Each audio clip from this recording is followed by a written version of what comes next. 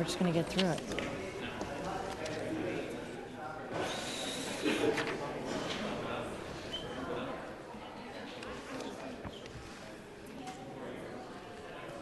Thank you. Good afternoon, everybody, and welcome to the San Francisco Board of Supervisors meeting of March 1st, 2016. Madam Clerk, can you please call the roll? Thank you, Madam President. Supervisor Avalos. Avalos present. President Breed. Here. Breed present. Supervisor Campos. Present. Campos present. Supervisor Cohen. Cohen not present. Supervisor Farrell. Farrell present. Supervisor Kim. Kim present. Supervisor Marr. Here. Marr present. Supervisor Peskin. Present. Peskin present. Supervisor Tang. Present. Tang present. Supervisor Wiener. Wiener not present. Supervisor Yee. Yee not present. Madam President, you have a quorum. Thank you. Ladies and gentlemen, can you please join us in the Pledge of Allegiance? I pledge allegiance to the flag of the United States of America and to the republic for which it stands, one nation, indivisible, with liberty and justice for all. Okay, thank you. Madam Clerk, are there any communications? There are none to report, Madam President. Colleagues, are there any changes to the January 26, 2016 board meeting minutes? Seeing no changes, can I have a motion to approve those minutes? Motion by Supervisor Tang, seconded by Supervisor Campos. Colleagues, can we take that without objection? Without objection, those meeting minutes will be passed after public comment. Okay, Madam Clerk, can you please read the consent agenda? Items 1 and 2 are on consent. These items are considered routine. If a member objects, an item may be removed and considered separately. All right, seeing no names on the roster, Madam Clerk, can you please call the roll? On the consent calendar, Supervisor Wiener. Wiener, aye. Supervisor Yee. Yee, absent. Supervisor Avalos. Avalos, aye. Supervisor Breed. Aye. Breed, aye. Supervisor Campos. Aye. Campos, aye. Supervisor Cohen. Aye. Cohen, aye. Supervisor Farrell. Farrell, aye. Supervisor Kim. Kim, aye. Supervisor Marr. Aye. Marr, aye. Supervisor Peskin. Aye. Peskin, aye. Supervisor Tang. Aye. Tang, aye. There are 10 ayes. Those ordinances are finally passed unanimously. Madam Clerk, item 3, please. Item 3 is an ordinance to establish an infrastructure financing district, including sub-project area G1, Pier 70, the historic core, and to adopt an infrastructure financing plan and appendix for City Infrastructure Financing District Number 2, to approve a tax administration agreement, and to affirm the Planning Department CEQA determination. Okay, Supervisor Cohen. Thank you very much. Colleagues, I just want to thank you for your support on this item last week. This IFD is critical to the future of Pier 70, and it will be key in helping us to develop a financing plan to fund parks, street improvements, infrastructure needs that currently exist. Some of my colleagues have expressed an interest in hearing the port's full presentation on the IFD, as we didn't do this last week, and the item was not heard at the Budget Committee. And so I want to present to you Brad Benson. Okay. We've got a representative from the port that's going to be making a presentation to answer whatever questions that you may have on this very important piece of legislation. Thank you. Good afternoon, members of the board. President Breed. I am Elaine Forbes, the Interim Port Director, and I'm here today on the final read of the Orton IFD and associated infrastructure financing plan, both to provide an overview and to request your approval. As Supervisor Cohen noted, what you are considering today is a very important piece of the port's plan to address its backlog, capital backlog, to invest in needed public infrastructure, to revitalize port property, and to provide really critical public realm improvements that are needed for the growth in these areas to provide good neighborhoods. While the IFD is relatively small, $23.4 million, it really reflects a much larger tool that we will be able to use together to address our now $1.3 billion backlog. Today, you're at the end of an almost decade-long effort that the port has gone through to find creative financing tools to deal with our backlog. And this effort really culminated in 2012 when the Capital Planning Committee and this Board of Supervisors approved a policy to guide Port IFD. And this policy has really helped us structure this particular infrastructure financing plan. And that policy calls for a review of impacts to the general fund and to ensure that the general fund is net to the good from the project, that we maximize the state share of tax in our infrastructure financing plans, that we understand maintenance costs and have a plan for maintenance costs, that we do excellent public outreach, and then after the board's approval, we continue to work with the Capital Planning Committee to review that the infrastructure and public realm improvements are cost effective. So this will be our first IFD, and with that, I'll turn it over to Brad Benson, and he'll walk through the details. Good afternoon, President Breed, members of the board. Brad Benson, Director of Special Projects, here representing the port team on this project. So we're really excited about what's happening at Pier 70.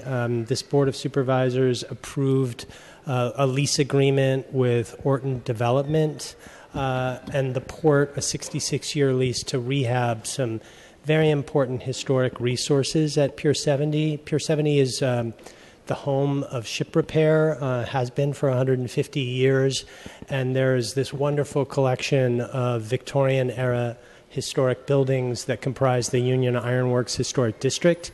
Orton is rehabbing 8 of them, and that construction activity is underway now, and it's the beginning of some pretty dramatic changes that are going to happen on the 70-acre Pier 70 site. As Elaine mentioned, we've been working for 10 years to establish these infrastructure financing district powers.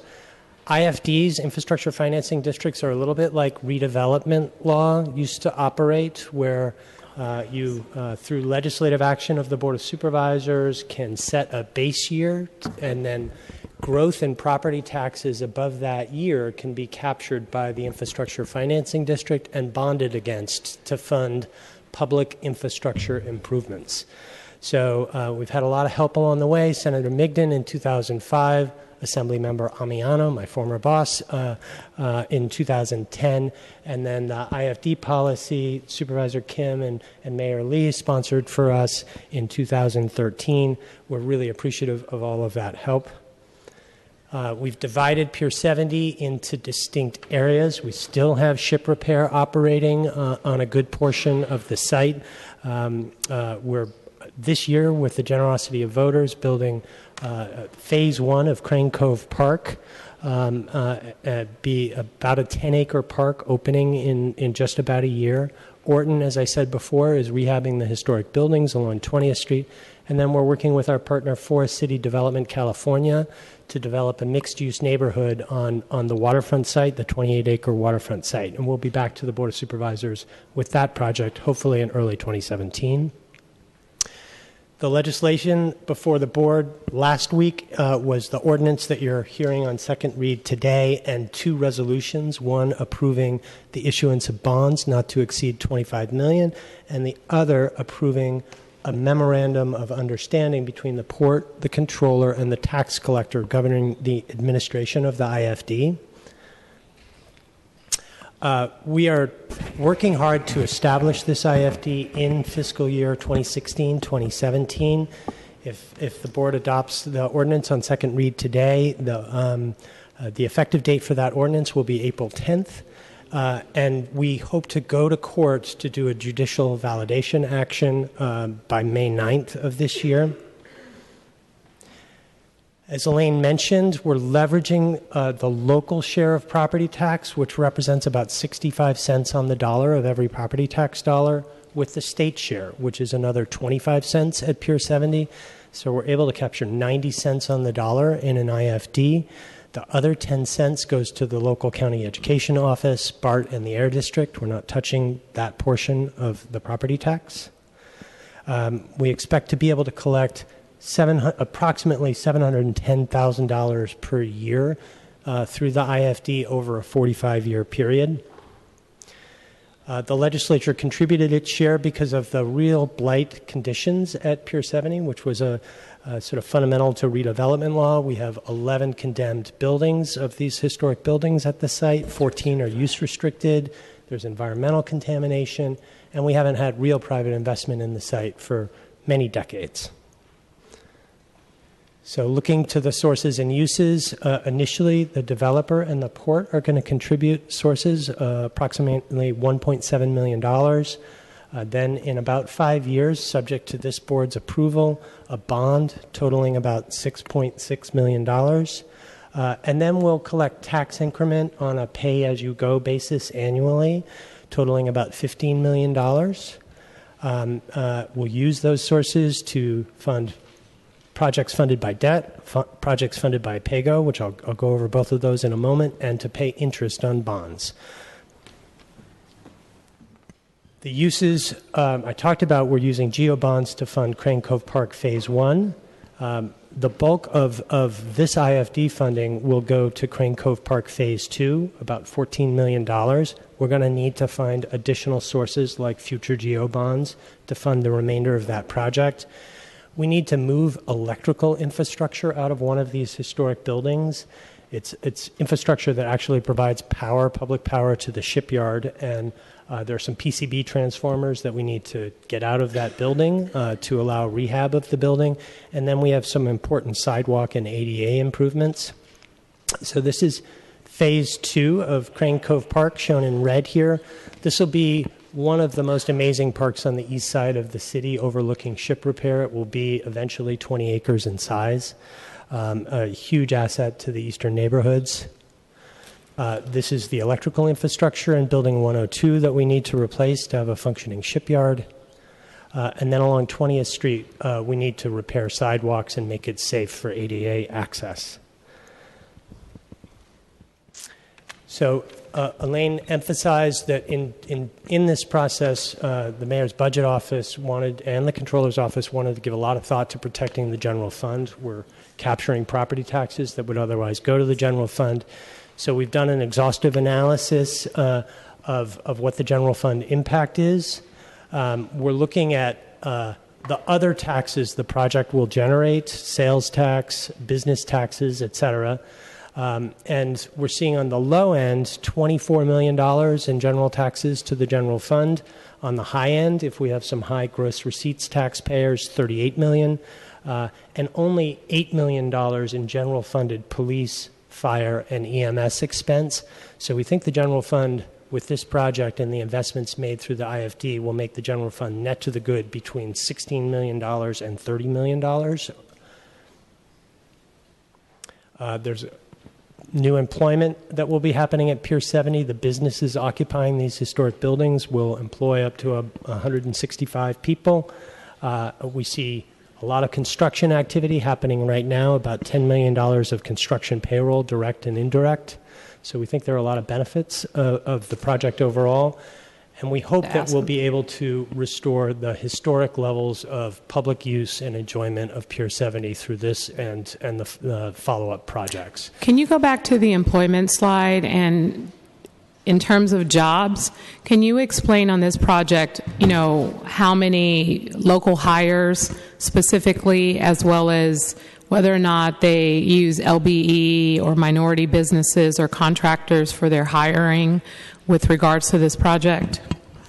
So with respect to Orton, who is using their private equity and debt and also a GEO bond loan, seismic safety loan, they're required to do a high level of LBE participation in their project. Their LBE participation is 17% in the project. And they've been looking at all the crafts and trades who are working on those buildings to reach that 17% threshold, and that's monitored by OEWD and CMD. And their local, for example, what's the percentage of San Francisco residents that are working on this project? Okay. We'll have to reach out to Orton to get the percentage, the local resident portion on the Orton project. And more specifically, residents of the southeast sector and just understanding where these residents are located. Okay. And then with respect to the projects funded by the IFD that is before you today, these will be public works projects. So the Crane Cove Park Phase 2 project, the electrical infrastructure project. Orton may take on some of the sidewalk repairs around their buildings, but the bulk of the work being funded by the IFD will be public works, and we'll be working with our sister city agencies to set LBE percentages and to recruit local residents to those jobs. Supervisor Avalos? Just on local hiring, I was kind of multitasking, so I didn't hear the whole conversation on local hiring. But we have legislation that says on public land, we need to be building at 30% local hiring across every trade. So that's not the goal I'm hearing? Or? No, that is the goal. So what I'm saying is that all of the IFD-funded projects are going to be public works projects subject to that legislation. Very good. Thank you. But you don't have the specific numbers for the project now as it relates to the percentage of local hires currently working on this project. So what I don't have is information, the specific response on the Orton development project, which was it's the area over which we're forming the IFD, but the board approved the Orton project last year. Yes, I do realize that. And so we will come back to you with an update on where Orton is at. With respect to the projects funded by this IFD, we haven't yet finalized the project designs. We will go through the process and follow the board's legislative policy mandates. Okay, that's going to be important because the previous project that we've approved, I've gotten complaints that local hire has not been a priority and LBE contractors have not been a priority. So I am concerned. I don't have the accurate information. I don't have any information to help me understand whether or not that's the case, but I have received a number of complaints about this project in particular, and so I am very concerned and wanted to make sure that I bring that to your attention. Okay, we take that very seriously, and we will contact our development partner and get back to your office this week. Thank you.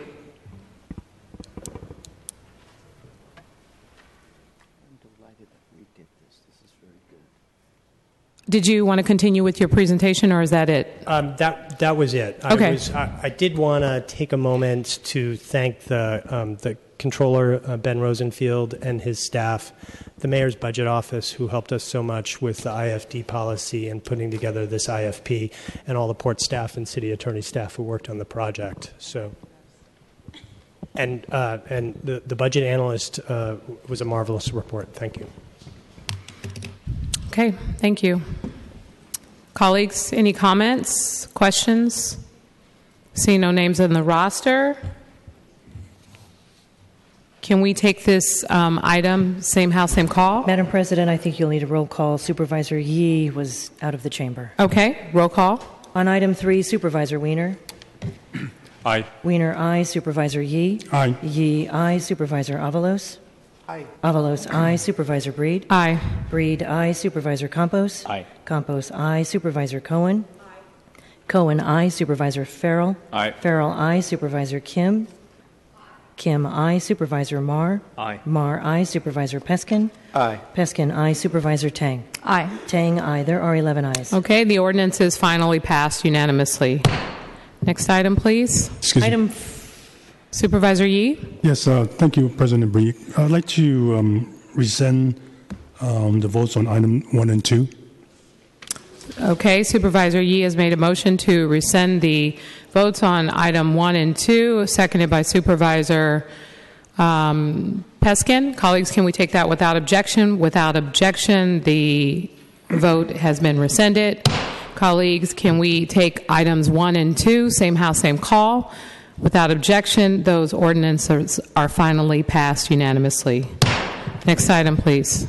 Item 4 is a charter amendment first draft to amend the charter of the City and County of San Francisco to authorize the Board of Supervisors to update the inclusionary or affordable housing obligations for housing development projects, and setting forth increased interim requirements and affirming the Planning Department's CEQA determination at an election to be held on June 7th, 2016.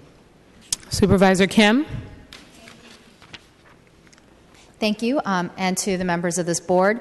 Before us today is a charter amendment to exclude and delete a portion of the charter from the Housing Trust Fund that would take away a ceiling on our inclusionary housing requirement of 12% set for our market rate developers here in the city and county of San Francisco. This charter amendment was put forward in an effort to help reach our city's goal of hitting 33% affordable housing and 50% affordable and middle-income housing. We know that inclusionary housing is an important tool in allowing us to hit that goal, and it is a tool that also does not require any general fund or public subsidies. We know that developers can do 15%. This was a percentage that developers were able to hit pre-2012 in the passage of the Housing Trust Fund. The initial agreement with the Housing Trust Fund back in 2012 was set under very different circumstances, a time when we were in a recession, where we were seeing a slowdown in the market, and also in an effort to help spur development and much-needed housing here in San Francisco, but also to help secure funds that we believe that we would lose through the loss of redevelopment and the capturing of tax increment to build affordable housing. This compromise allows us to put forward to the ballot a charter amendment which would set aside a portion of our budget equivalent to the tax increment that had been set aside for affordable housing, plus, in exchange, reducing the on-site obligation for our market rate developers from 15% to 12%. We did not anticipate the incredible market economy that would follow, both in job creation and growth, but also the incredibly lucrative real estate market that followed. In this time, we are seeing that the immense production of market rate housing does push the city to build more affordable and middle-income housing. And so the charter amendment before us today deletes any type of ceiling provided to developers on their inclusionary on-site development and allows the board to set this inclusionary policy as needed based on what we deem as proper policy. In the interim, the charter amendment also sets a new goal. It sets a new goal of doubling our inclusionary requirement, bringing our market rate developers back up to the 15% that we know that they can build for households of 55% of average median income and below. And on top of that, asking developers to build 10% middle-income housing on top of that, bringing it to 25%. We also, as we raise the on-site obligation, also believe that there has to be equivalent in the off-site in lieu fee. And so raising that to 33% is what we had put in. Now, these are interim controls. We understand that we are going to work through this process both with the mayor's office and our developers, of which we have codified some of the agreements of in the resolution that Supervisor Norman Yee has introduced last week, where we will negotiate and talk about what is both fiscally feasible in terms of what the private market can produce in terms of inclusionary housing, but also the maximum affordability that we can build. We know that 60% of the pipeline should be affordable to 60% of San Franciscans. Currently, we are probably hovering between 25 and 30% of that need. This inclusionary tool will allow us to get there, and we believe that this policy should be in the hands of the legislative branch, the Board of Supervisors, and not set within the charter amendment. Colleagues, I ask for your support to put this charter amendment before the voters of San Francisco today. Thank you. Thank you, Supervisor Kim. Supervisor Yee. Thank you, President Bree. I just wanted to say that there's probably no one of my colleagues that wouldn't want to have an increase in affordable housing for our citizens in San Francisco. And sometimes we will look at different ways of getting there. And so this charter amendment really does push us to think about this even further and to support an increase in affordable housing. And however, it raised some issues that several developers and other people have asked me to look at. And so I'm going to talk about it a little bit later, but the resolution that I'm introducing actually is a companion piece to this to support or to actually address some of these issues that people have raised. And the charter amendment, the nice thing about this charter amendment is it allows for us to create some of these finalized issues in the ordinance form. So I don't want to get into all the details, but it does address the issue of feasibility. It does address the issue, or we're going to look at the issue of grandfathering, and also, in terms of intervals of how many times we're going to do this, in terms of changing the percentage that we are looking at as a finalized percentage. So those are three items that people have brought up in the resolution, which is really a compromise between the authors of this charter amendment and the mayor's office. So I'm happy that it seems like we're in the right path to support what we need to support to satisfy everybody's concern. So for that, I will say that I will be supporting this charter amendment. Thank you, Supervisor Yee. Supervisor Farrell. Thank you, Madam President, and want to thank the sponsors of the legislation as well as Supervisor Yee, and I know there's been a lot of discussions lately. I guess I would like to request that we, because these are part and parcel together now, the resolution as part of a general compromise here, to see the language of the resolution. I know it was introduced last week and there are amendments coming. I would like to request that we look at that in conjunction with voting on this charter amendment, given that they are so inextricably linked. So I don't know procedurally whether it's best to defer the vote on this item until we see that language or what have you, but that's something I would like to put out there for my colleagues to consider. Okay. Supervisor Peskin. Madam President, relative to what Supervisor Farrell just raised, this resolution that Supervisor Yee referenced is really a roadmap about how this board will work expeditiously to adopt a piece of trailing legislation prior to the June 7th election. It is a set of admonitions to the 11 of us as to just the things that Supervisor Yee said. It is our mutual policy desire, together with the executive branch, to have the maximum economically feasible, affordable housing in new market rate construction going forward, as well as going backward in the pipeline.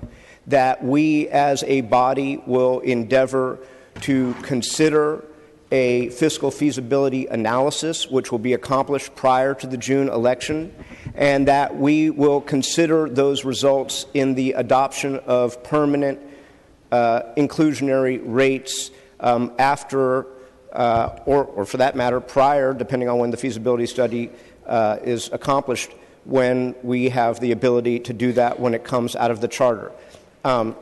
I'm not saying that the words in there are meaningless. It is a roadmap. It is not substantially different than what is in your board packet today, but I think that the question before us is a question of whether or not we believe that we should take the cap out of the charter and return to the legislative and executive arena, for it requires, when upon passage of an ordinance, 6 votes and a mayor's signature, or 8 votes, and that is what this is really all about.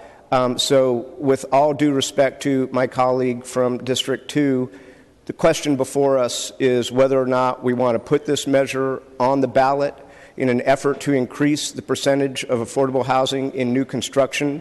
And I think the only thing that matters in the fine details of that resolution is that it is a statement by this board that we will honestly, sincerely, in good faith, consider fiscal feasibility going forward. So with that, I will respectfully object to opening public comment and hearing the resolution prior to the consideration of this charter amendment. I believe that Supervisor Yee is reviewing some last changes that have gone back and forth with the mayor's office, but this is all about having faith in your colleagues and faith in the process and faith in the negotiations. And as a matter of fact, it looks like Supervisor Yee is sharing with you the handful of changes since last week.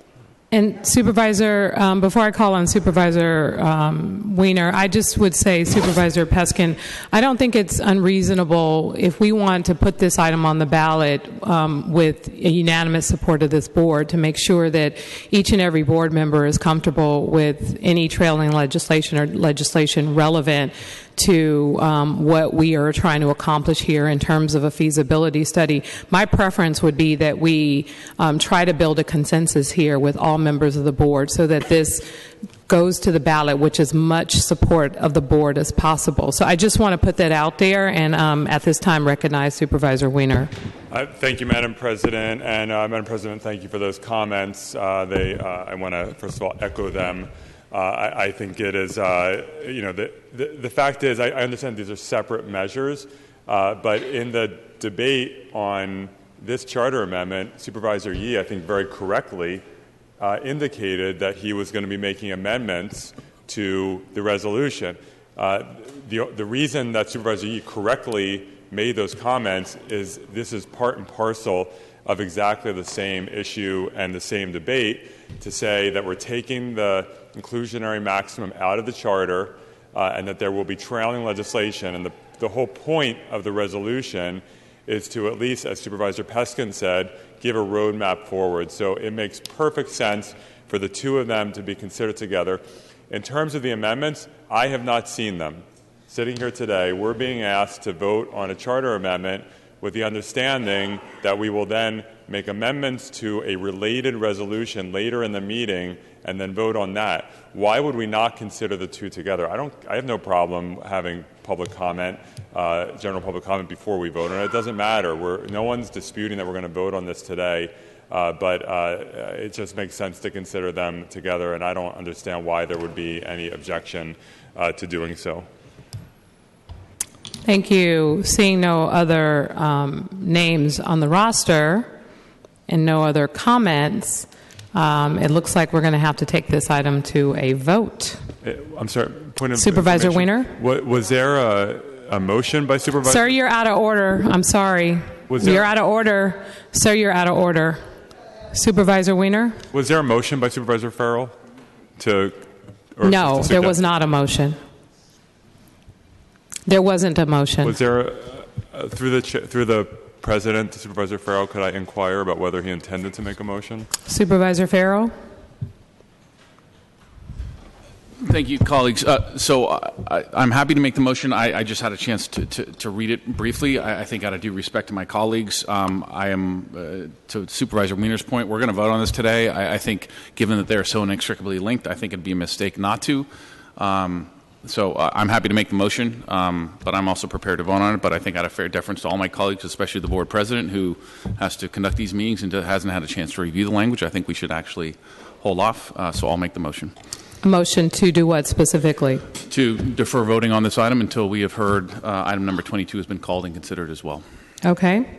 So is there a second? Seconded by Supervisor Weiner. Seeing no other names on the roster, the motion to continue this item to a time during the meeting when these items can both be heard and reviewed.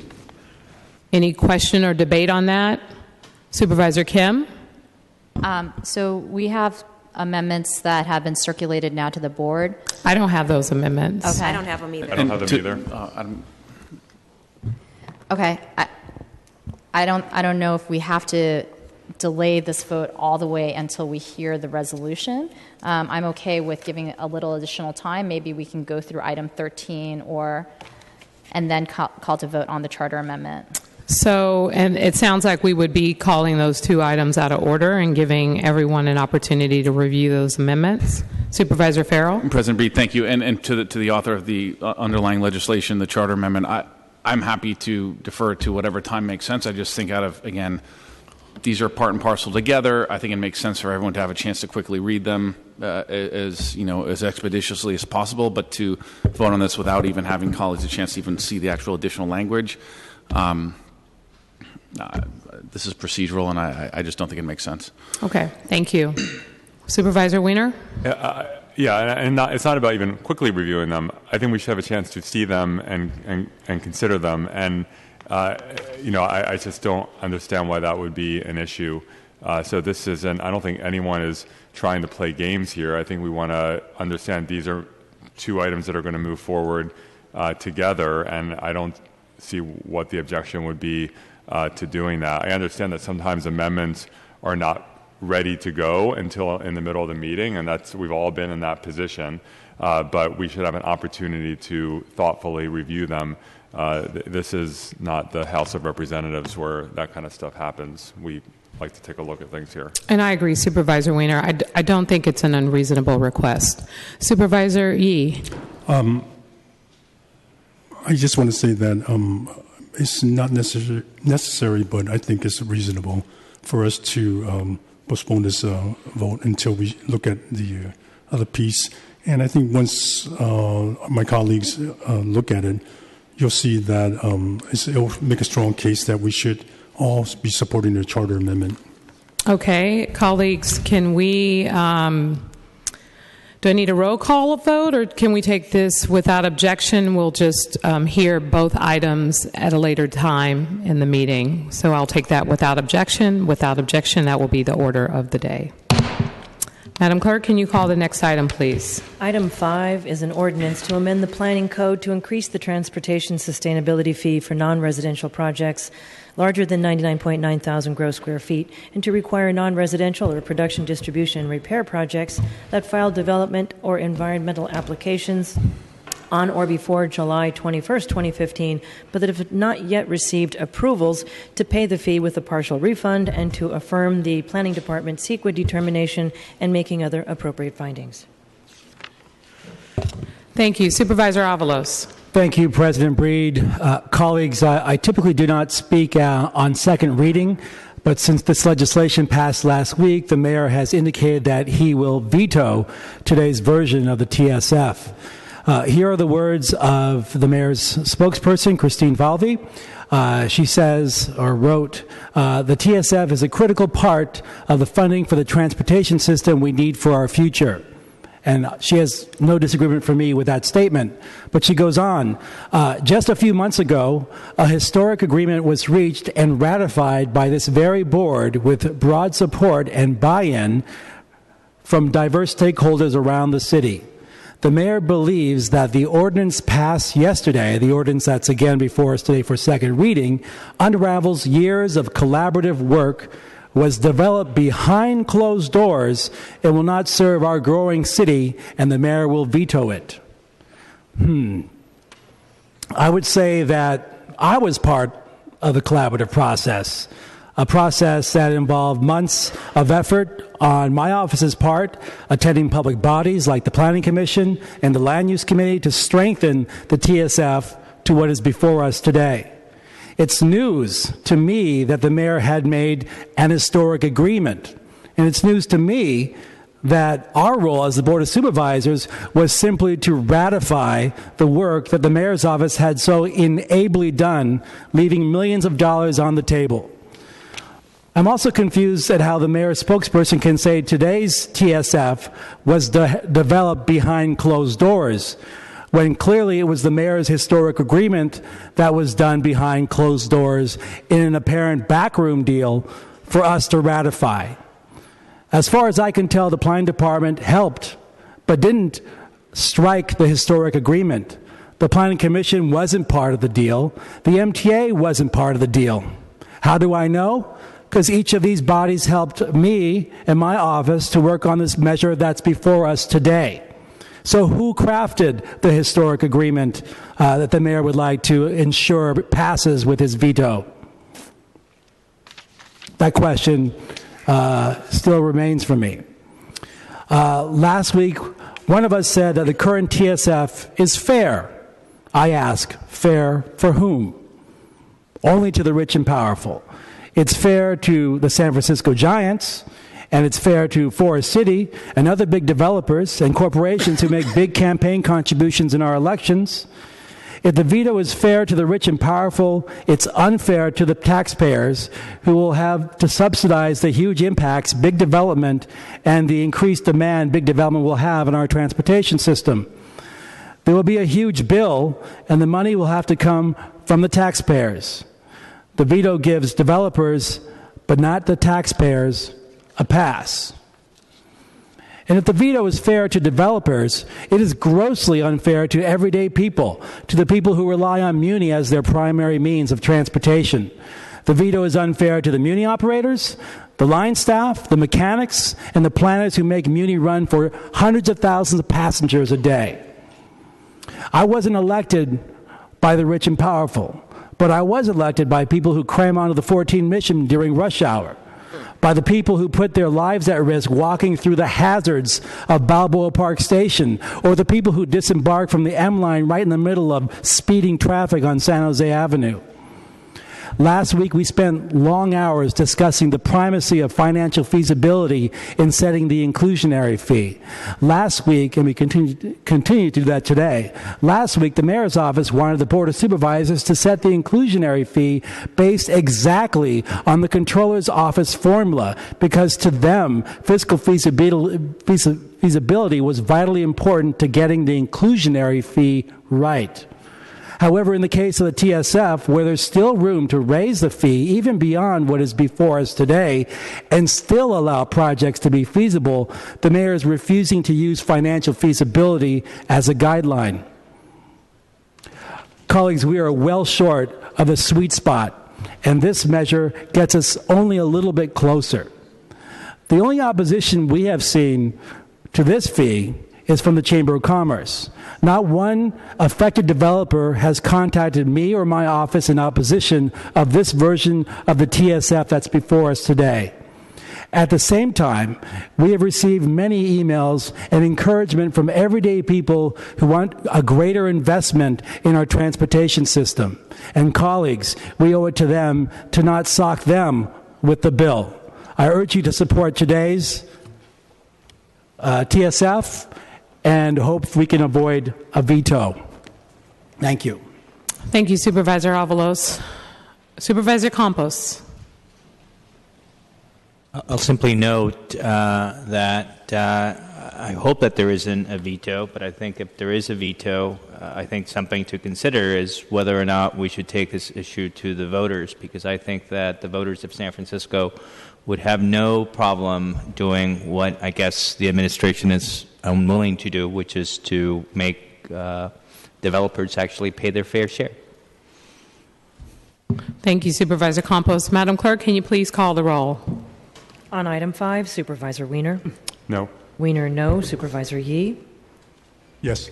Yee, aye. Supervisor Avalos. Aye. Avalos, aye. Supervisor Breed. No. Breed, no. Supervisor Campos. Aye. Campos, aye. Supervisor Cohen. No. Cohen, no. Supervisor Farrell. Farrell, no. Supervisor Kim. Kim, aye. Supervisor Marr. Aye. Marr, aye. Supervisor Peskin. Aye. Peskin, aye. Supervisor Tang. No. Tang, no. There are 6 ayes and 5 noes with Supervisors Wiener, Breed, Cohen, Farrell, and Tang in the dissent. The ordinance is finally passed. Madam Clerk, can we go to the next item and call 6 and 7 together? Item 6, resolution to retroactively approve Amendment Number 5 to Boarding Areas B and C, Principal Concession Retail Lease between Pacific Gateway Concessions and the City, extending the lease term to approximately September 2019, and the lease term for one concession location to approximately June 2016 for a minimum annual lease amount of approximately $958,000 to accommodate the Terminal 1 redevelopment program. Item 7 is a resolution to approve the terms of a 2011 lease and use agreement between China Southern Airlines Company Limited and the City with an estimated rent of approximately $1.28 million for exclusive use space for the lease term to commence following board approval through June 30th, 2021. Okay, seeing no other names on the roster. Madam Clerk, can you call the roll for items 6 and 7? Supervisor Wiener. Aye. Wiener, aye. Supervisor Yee. Aye. Yee, aye. Supervisor Avalos. Aye. Avalos, aye. Supervisor Breed. Aye. Breed, aye. Supervisor Campos. Aye. Campos, aye. Supervisor Cohen. Aye. Cohen, aye. Supervisor Farrell. Farrell, aye. Supervisor Kim. Kim, aye. Supervisor Marr. Aye. Marr, aye. Supervisor Peskin. Aye. Peskin, aye. Supervisor Tang. Aye. Tang, aye. There are 11 ayes. Those resolutions are adopted unanimously. Madam Clerk, item 8, please. Item 8, resolution to approve a Fourth Amendment to the contract between the Department of Public Health and the San Francisco AIDS Foundation to provide HIV prevention services, to extend the contract by 2 years through June 30th, 2018, for a total amount not to exceed approximately $20.2 million. Colleagues, can we take this item? Same House, same call. Without objection, the resolution is adopted unanimously. Next item, please. Item 9, resolution to authorize the issuance and delivery of multifamily housing revenue bonds in an aggregate principal amount not to exceed approximately $13.8 million for the purpose of providing financing for the acquisition and rehabilitation of a 50-unit multifamily residential rental housing project known as the Columbia Park Apartments. Same House, same call. Without objection, the resolution is adopted unanimously. Madam Clerk, can you please call item 10? Item 10, ordinance to amend the planning code to allow, under certain circumstances, the projection of business signs in the Fillmore Street Neighborhood Commercial Transit District, affirming the California Environmental Quality Act and making other appropriate findings. Same House, same call. Without objection, the ordinance is passed unanimously on the first reading. Item number 11, please. Item 11 is an ordinance amending the health code to prohibit tobacco retailers from selling tobacco products, including smokeless tobacco and electric cigarettes, to persons aged 18, 19, or 20. Supervisor Wiener. Thank you, Madam President. Colleagues, the legislation before us will increase the legal age to purchase tobacco products in San Francisco from 18 years of age to 21 years of age. I want to thank my co-sponsors on this legislation, Supervisor Marr, Supervisor Cohen, and Supervisor Farrell, for their support and co-sponsorship. I also want to thank the Small Business Commission, the Board of Education, the Health Commission, the Youth Commission, each of which unanimously endorsed the legislation. I also want to thank and acknowledge the American Heart Association, the San Francisco Medical Society, and the San Francisco Tobacco Free Coalition for their collaboration and partnership in this legislation. And then I want to acknowledge Andres Power on my staff for his work. Colleagues, by increasing the legal age to purchase all tobacco products from 18 years of age to 21 years of age, we will save lives. Tobacco remains the leading cause of preventable deaths in the United States, killing nearly 500,000 people each and every year, and costing our country as much as $170 billion in healthcare expenditures. According to a study by UCSF, the annual costs of smoking in San Francisco alone amount to $380 million in direct and indirect healthcare costs. When it comes to youth and adolescents, up to 1 out of 3 high school students nationally consume tobacco products. And in San Francisco, 5.4% of high school students regularly smoke cigarettes, and 13% regularly use e-cigarettes. Each day, 700 children under the age of 18 become regular daily smokers, and almost 1/3 of them will eventually die prematurely due to that tobacco use. With this trend, nearly 6 million children under the age of 18 who are alive today will eventually die from tobacco use. 95% 95% of smokers start smoking before the age of 21. People who start smoking as teens are more likely to become lifelong smokers than those who start smoking in their 20s or later. High school students who smoke are more likely to drop out and more likely to experience teen pregnancy. The nicotine in tobacco permanently changes the brain chemistry of children and adolescents. Children and adolescents are, in other words, smoking is more harmful to young people than it is to older people. According to a federal study by the Institute of Medicine, if we were to increase the age of purchasing tobacco from 18 to 21 across the country, we would see a 25% drop in youth smoking, a 12% drop in overall smoking, a 12% drop in premature deaths, and a 16% drop in sudden infant death syndrome, or SIDS. Nationally, 80 jurisdictions have already increased the age to purchase tobacco from 18 to 21, including New York City and the state of Hawaii. Locally, Santa Clara County adopted this change for unincorporated areas. Berkeley just passed a similar ordinance earlier or last month. Healdsburg passed an ordinance, but it has been bullied by the tobacco industry by a threat of a lawsuit into not enforcing it. And a bill to raise the statewide tobacco purchase age to 21 failed in the state legislature due to intense lobbying bankrolled by the tobacco industry. This legislation is modeled on the state legislation. It simply takes the existing restriction of banning the sale of tobacco to people under 18 and adds 18-year-olds, 19-year-olds, and 20-year-olds. It uses the same enforcement structure. It will be easy to administer, easy to enforce. I want to note that we have received multiple letters now from the tobacco industry threatening to sue us, making a claim that we dispute that this law is somehow preempted by state law.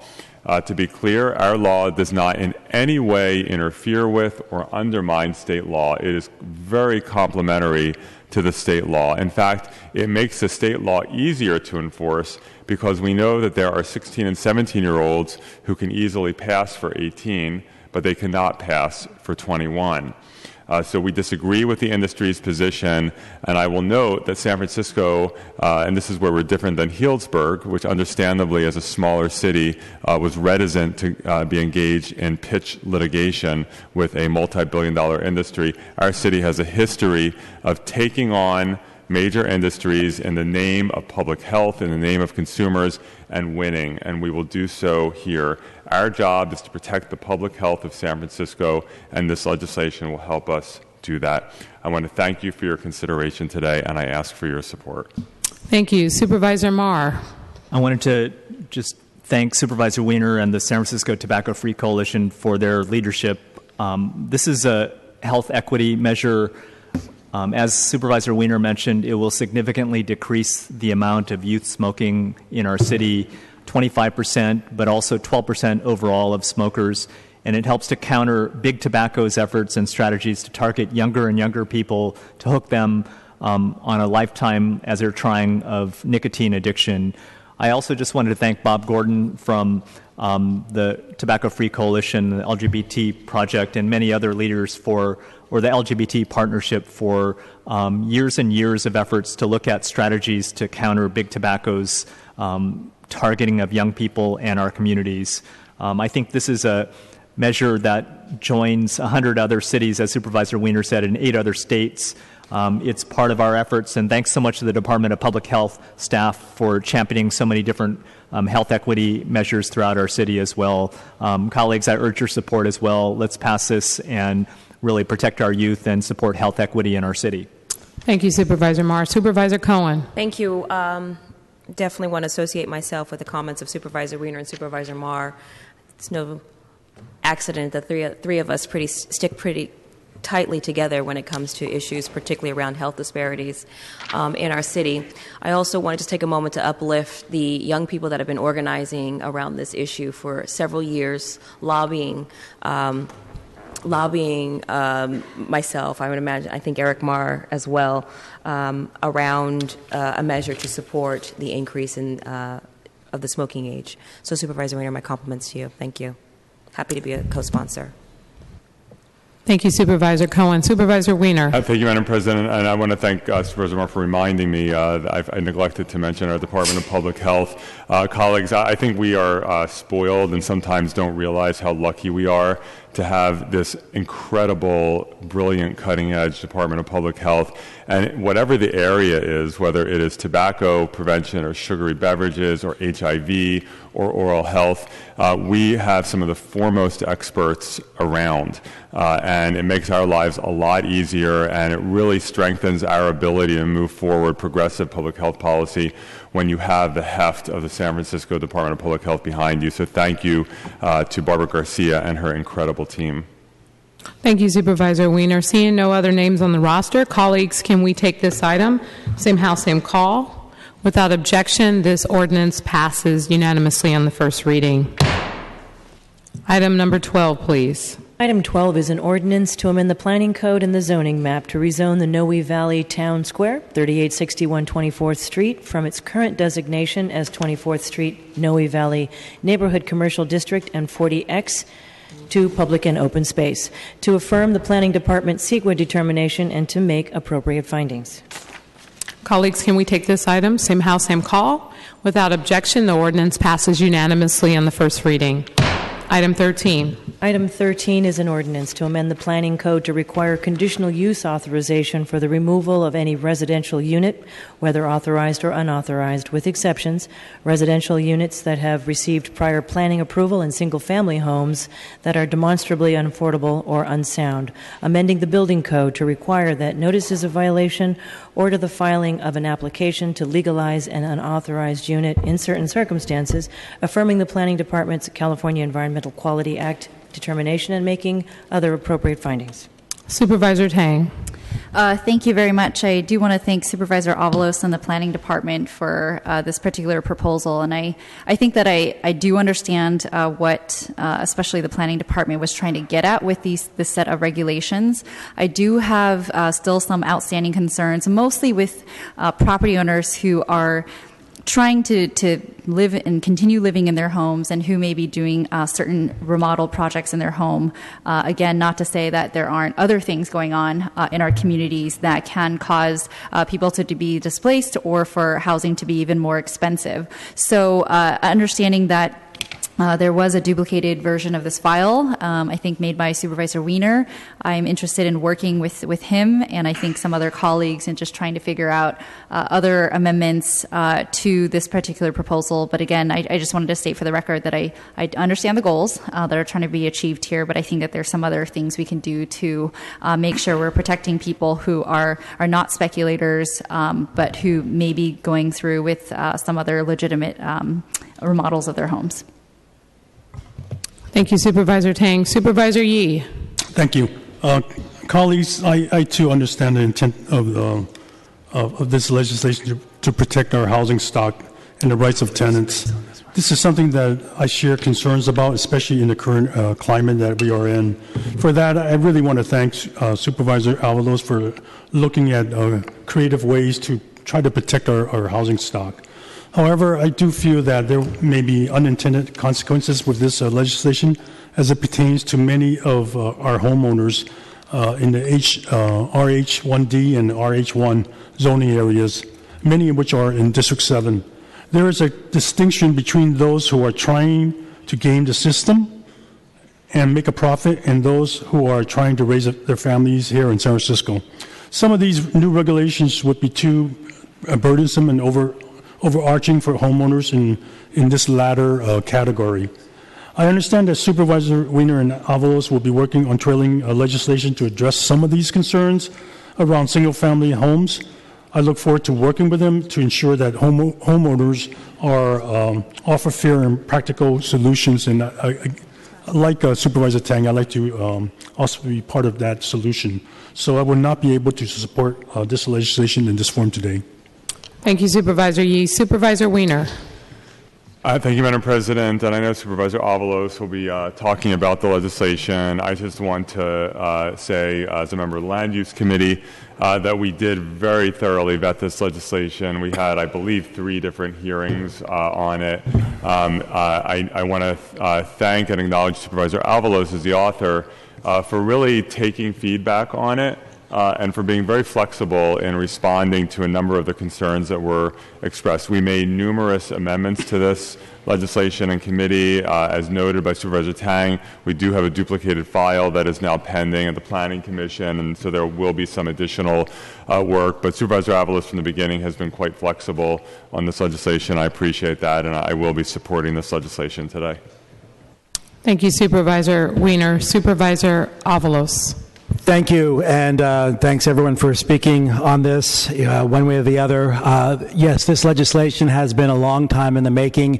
Back in 2013, we approved something very similar that would protect housing from being demolished or converted or merged. The overall goal is housing preservation. And in San Francisco, we have seen more housing lost than housing that's come on the market. That's in our planning department documents. And so we know we have to act, and we have to actually do things outside of the box. Essentially, that's what this legislation does. It really creates a higher threshold and requirement whenever a property owner wants to remove a housing unit from the market. We've already approved a part of a version for this that affects units in the C3, more downtown commercial district, and that's actually saving hundreds of tenants already. We know that this legislation before us will save many, many more tenants, thousands perhaps. In my district, there are hundreds and thousands of in-law units, a lot of them unauthorized, where there are tenants, where property owners actually have, the only way that they can actually have enough money to pay for the mortgage is actually to rent out a space in their house. Often it's a garage, and it's really important. We also have all these tenants who are living in these spaces who don't feel they have the same rights to make sure that their property, their actual living space can be protected. That's what this legislation essentially does. It evens the playing field so that tenants can have a recourse to go before the Planning Commission to defend units that they are afraid are going to be taken off the market. It also doesn't take away a property owner's right or ability to be able to remove something. They can get conditional use. There's a notice of violation that shows that either they have to remove a unit because it needs to be built up to code, that they actually have recourse to be able to do that. There's also funds that are set aside in the Department of Building Inspection that could be used for helping property owners who do not have the financial means to be able to make improvements to bring their buildings up to code and legalization. That is being worked out by Supervisor Wiener. I'm also looking at how we can have funds that have been designated in the Prop C Housing Trust Fund that can be used for property owners to help close the gap in their ability to make buildings up to code and to legalize them as well. There have been numerous discussions of this legislation at the Planning Commission, and the Planning Department and Planning Commission have done a lot of work to help make this strong legislation and to improve it. The Department of Building Inspection has also weighed in on this at least twice in their committees. So I feel like we've had a very, very public vetting of this legislation. As Supervisor Wiener says, we do have trailing legislation that's coming before us we're getting language from the city attorney on that to craft that will require mandatory discretionary review. So for a property owner, it wouldn't have such a high, property owners of in-laws and single-family homes, in-laws that are unauthorized, it wouldn't have such a high threshold of conditional use to be able to get a permit for making changes to units. It would only require a mandatory discretionary review to merge, convert, or demolish a unit. That to me seems fair. I support that version, and that'll be coming before us very, very soon. Colleagues, I urge your support for this legislation. What I'd like to do, and I'm not sure if Mr. Givner is prepared to make this change. We do have some cleanup language to add and to amend into the legislation itself, and Mr. Givner can explain what that is, and then I'll make another proposal about how we might be able to divide this file that's before us today. Sure. Deputy City Attorney John Givner, just a few cleanup amendments proposed by the Planning Department, going through this one last time before adoption. On page 6, line 9, where it reads single-family residential building, we would add on a site in a RH1 or RH1D district to match the language up with other language in the ordinance. And then on pages 12, 14, and 15, renumbering subsections from 4 to 5, 5 to 6, and 6 to 7. Great, thank you. And then what I'd like to see if it's possible if we can we divide the file to have a separate approval for the part of the legislation that will be not affected by the mandatory discretionary review that's going to be in land use. So that version of all the units that we're trying to protect outside of single-family homes with unauthorized units, I'm not sure how easy that would be to do. I'd rather see if we can get part of the legislation to be voted on today.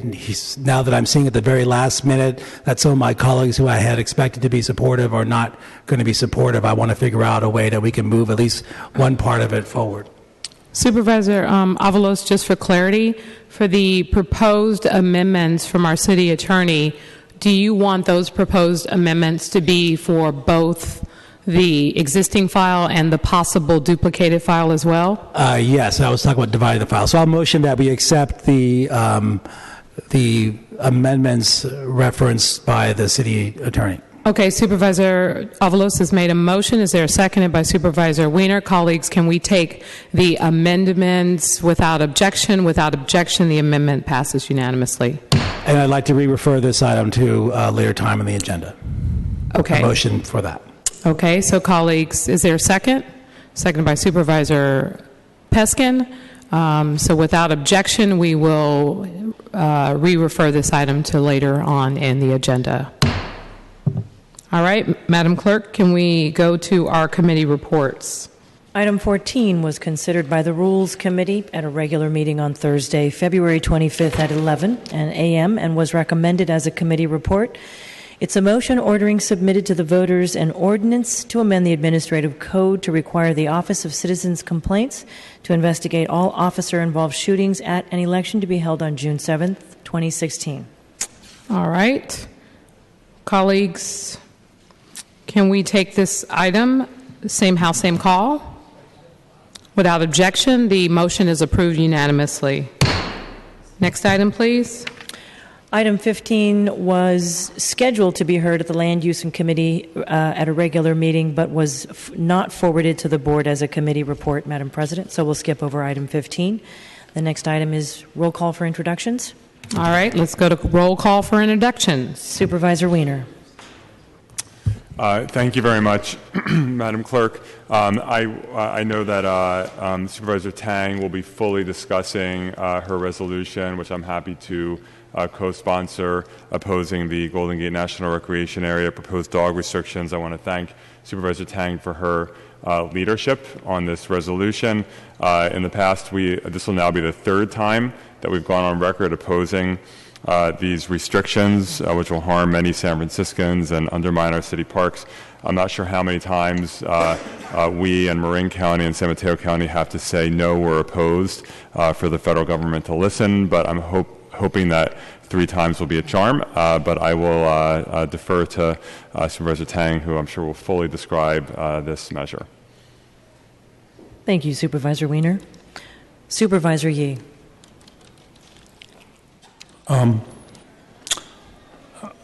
Yeah, I also want to mention that I want to thank Supervisor Tang for bringing up this resolution that will be opposing the plan that that the GGNRA will be presenting or has drafted.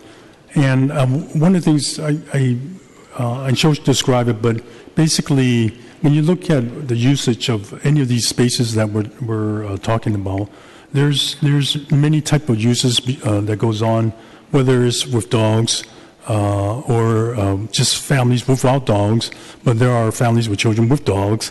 And one of the things that the plan does not seem to do is strike a very good balance between the different users. So for that, I'm glad to be co-authoring with Supervisor Tang this resolution to voice our opinion against it.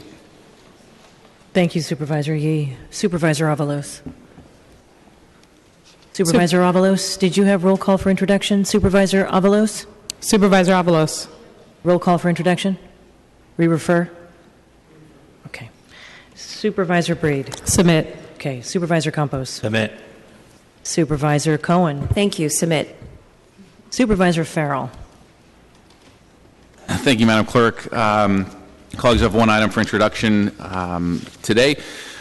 We continue to have a spate of gun violence here in San Francisco and across our country, and one of the contributing factors that has been documented time and time again, which was addressed in part by an ordinance that I was happy to co-sponsor with Supervisor Campos either this year or later last year, was regarding the safe storage of firearms.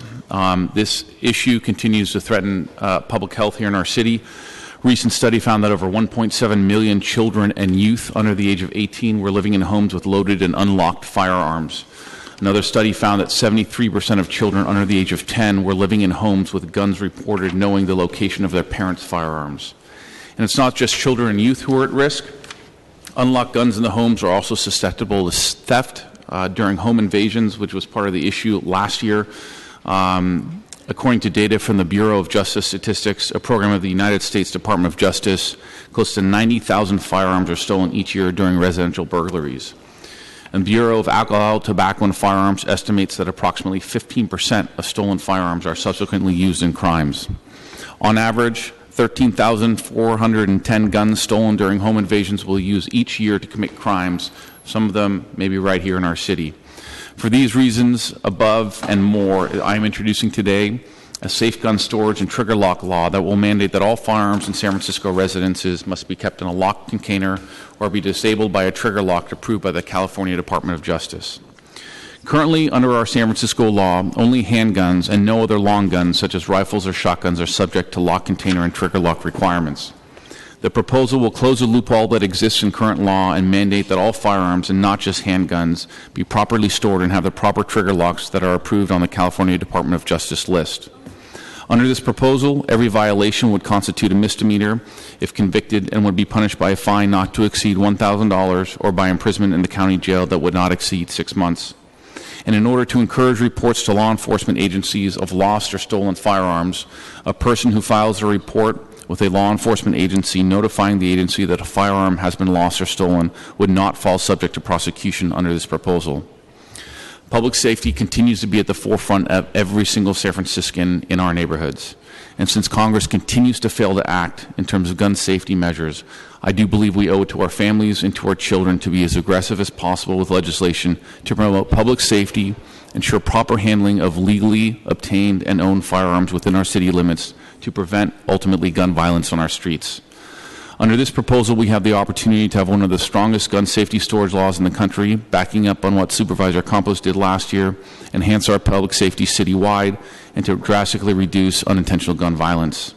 I strongly believe we never should be forced to back down from advancing common sense gun violence policies that have been proven to save lives and reduce violence. And I look forward to the discussion, and the rest I submit. Thank you, Supervisor Farrell. Supervisor Kim. Submit. Supervisor Marr. Thank you. Colleagues, coming up on the imperative agenda is a resolution in support of an incredible institution in the Richmond District, the Balboa Theater, that's celebrating 90 years in San Francisco and in the Richmond District.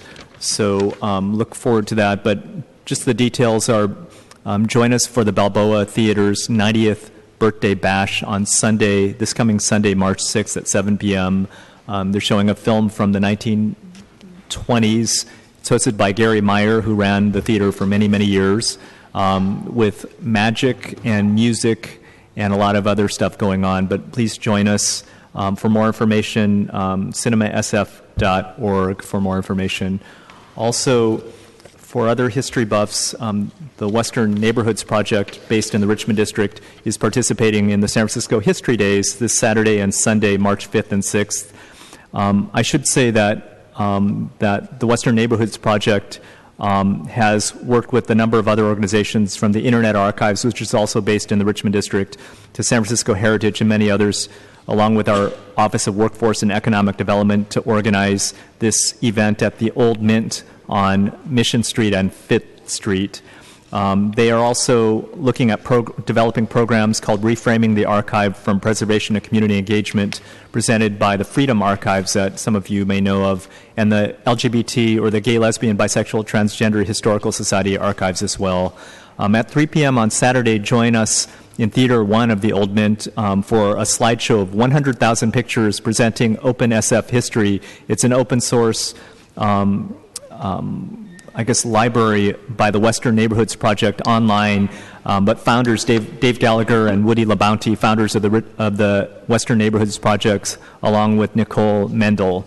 In 2015, the Western Neighborhoods Projects launched OpenSFHistory.org, which is a new website that displays the results of a huge and ongoing volunteer effort to archive an estimated 100,000 historical images of San Francisco amassed over 40 years by an individual anonymous private collector. Some of the most interesting shots are from Playland at the beach, which is where I live, at Ocean Beach in San Francisco, with amazing footage of our amusement park, Disneyland-ish amusement park that lasted until 1972 in San Francisco. The slideshow will present many high-resolution gems of the collection and highlight the process of bringing them to the public. I wanted to acknowledge Woody LaBounty. He often quotes that history belongs to all San Franciscans, and sharing it openly is a duty and privilege of the Western Neighborhoods Project. Hope you can join us all highlighting our great history in San Francisco. All the activities are free, and for more information, you could go to sfhistorydays.org. Also, please join me in attending the Asian Art Museum's 50th anniversary celebration beginning this Thursday, but also through the weekend on March 5th and 6th. The museum has been serving our city first in the Richmond District in District 1 in Golden Gate Park, and now in its current location at the Old Main Library in the Civic Center area. The Asian Art Museum leads a diverse global audience in discovering the unique material, aesthetic, and intellectual achievements of Asian and Asian American art and culture. There'll be two events commemorating the Asian Art Museum's 50th anniversary: the celebration party from 7 to 11 on Thursday, and then on the weekend, the 50th anniversary community weekend takes place Saturday, the 5th and 6th from 10 a.m. to 5 p.m. It's totally free. All are welcome to bring in or join in on the celebration, and I'll be attending the ceremony in the afternoon on Sunday as well. For more information, asianart.org. And lastly, one of the amazing festivals in our city is coming up also next weekend, not this weekend, but it's called the CAMFest. I was an intern in 1984, many years ago, in its former organization, the National Asian American Telecommunications Association. But this festival runs from March 10th through the 20th. It's held at a number of neighborhoods in San Francisco, from Chinatown, Japantown, South of Market, and the Castro and Civic Center to the Mission, but also in theaters in Oakland. The official opening is next Thursday, March 10th, at 7 p.m. at the Castro Theater, with an amazing film about the legendary Disney artist Tyrus Wong. The festival will honor him. He's well known for his work on Bambi and a number of the other groundbreaking Disney films. CAMFest recognizes his influence on not only the Asian American community, but the arts and animation community globally. It's also a unique opportunity, the CAMFest, to showcase various Asian American artists, such as my former SF State student Michael Siv, whose film Days of Justice about the Khmer Rouge survivors from the U.S. and Cambodia, or Ben Wang's film on San Francisco activist and leader Eddie Zhang, or James Chan's film on Frank Wong's Chinatown in San Francisco, among a whole bunch of other films about the Asian American community. I wanted to mention that Ben Wang's documentary Breathe In the Eddie Zhang Story. It's very important to support it. As many of you know, Eddie has been honored by our board a number of times. He played an important role not only turning young people's lives around in the Chinatown Now Community Youth Center. I worked there years ago in the 80s, but he also builds unity among different communities. The 10-day festival provides the opportunity to explore diverse talents of Asian and Asian American artists in our communities, and the diversity of the different types of experiences of the Asian and Asian American communities. Affordable parking is available across the street from a number of the theaters, close to public transportation, and it's ADA accessible. Get your tickets early because they sell out. The cost is $14 for general admission for adults, $12 for members, and special ticket packages as well. Information is at caamedia.org. The rest I'll submit. Thank you. Thank you, Supervisor Yee. Supervisor Peskin. Supervisor Marr. Oh, excuse me, Supervisor Marr. Supervisor Peskin. Thank you, Madam Clerk. Madam President, colleagues, today I'm rising to request that the City Attorney draft a piece of legislation that is going to build on many years of other supervisors' work, some of them successful, some of them less so. I believe Supervisor Terrence Hallinan, Supervisor Mabel Tang, and myself attempted to come up with strategies to build more what we now call accessory dwelling units. In those days we called in-law units. Later on we called secondary units. Subsequently, one of my predecessors, David Chu, succeeded in that effort in part, and subsequently Supervisor Wiener passed a pilot program and later on permanent legislation for District 8, and my immediate predecessor, Supervisor Christensen, for District 3. Today, I am asking the City Attorney to draft an accessory dwelling unit legislation for ADUs to be built within the existing envelope of residential buildings citywide. As we know from our experiences in District 8 and District 3, together the Planning Department estimated that would construct some 1,300 units in each of those districts, averaged between the two. It is my belief, based on those numbers, that this could supply as many as 15,000 units to the city. And actually, if you look at the Planning Department's total feasibility numbers, could actually add as many as 40,000 units citywide.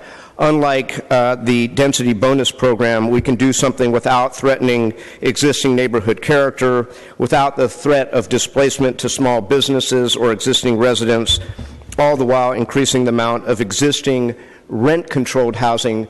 My proposal actually a decade ago did not figure out what Supervisors Wiener and Christensen figured out, which was that there's actually an exemption from Costa-Hawkins by contract, and indeed those units can be subject to Chapter 37 of our administrative code, the Rent Stabilization Ordinance. This is a pragmatic infill strategy that does not threaten existing rent-controlled properties or, as I said before, threaten small businesses with displacement. I am hopeful that in the weeks ahead I'll be able to introduce that to the board, and hopefully, colleagues, it will meet with your support and approval. The rest I will submit. Thank you, Supervisor Peskin. Supervisor Tang.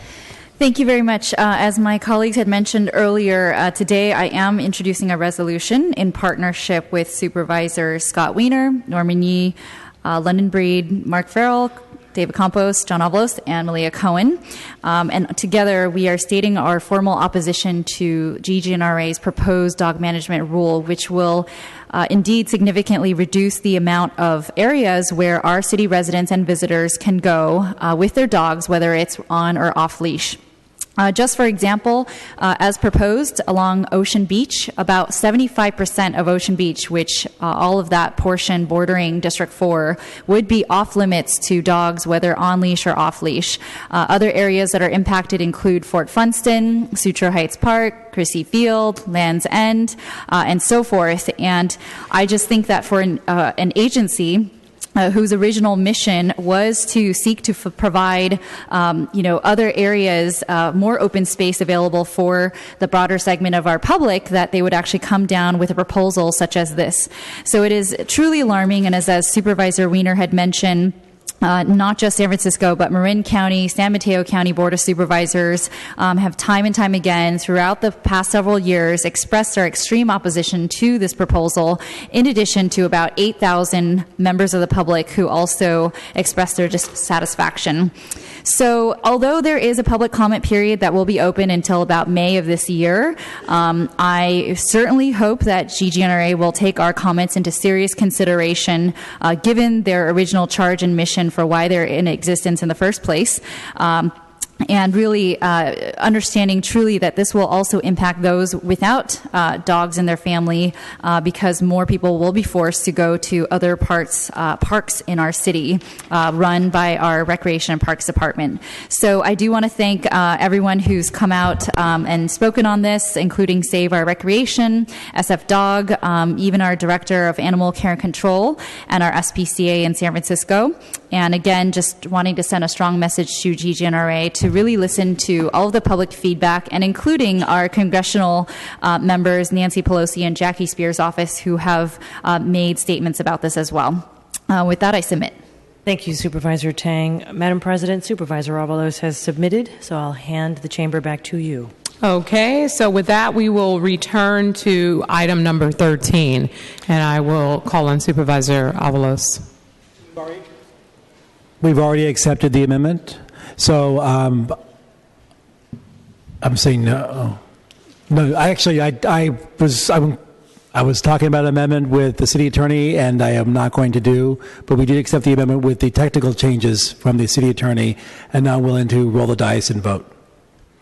So did you want to duplicate the file? I will not be duplicating the file or dividing the file as I was originally suggesting. It's just way too complicated to separate different parts of the file, and we have trailing legislation that will, I think, satisfy a lot of the concerns that some of our colleagues have, and I'm willing to go forward with the version that we have today for passage. Okay, Supervisor Tang. Thank you. And again, as I mentioned before, I'm willing to work with Supervisors Wiener and Yee on the version that has been duplicated already. But because those amendments are not before us today, it does give me pause on this particular measure overall. But again, I support what Planning Department and what your goals are, Supervisor. Thank you. All right. With that, colleagues, on the item as amended, Madam Clerk, can you please call the roll? Supervisor Wiener. Aye. Wiener, aye. Supervisor Yee. No. Yee, no. Supervisor Avalos. Aye. Avalos, aye. Supervisor Breed. Aye. Breed, aye. Supervisor Campos. Aye. Campos, aye. Supervisor Cohen. Yes. Cohen, aye. Supervisor Farrell. Farrell, aye. Supervisor Kim. Kim, aye. Supervisor Marr. Aye. Marr, aye. Supervisor Peskin. Aye. Peskin, aye. Supervisor Tang. No. Tang, no. There are 9 ayes and 2 noes, with Supervisors Yee and Tang in the dissent. The ordinance passes the ordinance passes as amended on the first reading. All right, Madam Clerk.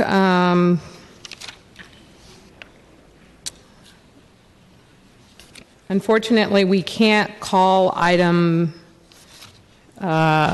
the commendations until 3:30 exactly, so we will take a 1 or 2 minute recess until 3:30 hits, and as soon as 3:30 hits, we will move to our commendations.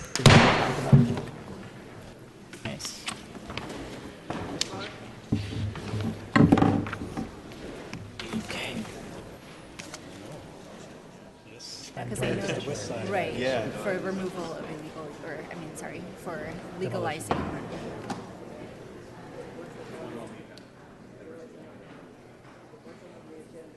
One scenario that I'm more concerned about.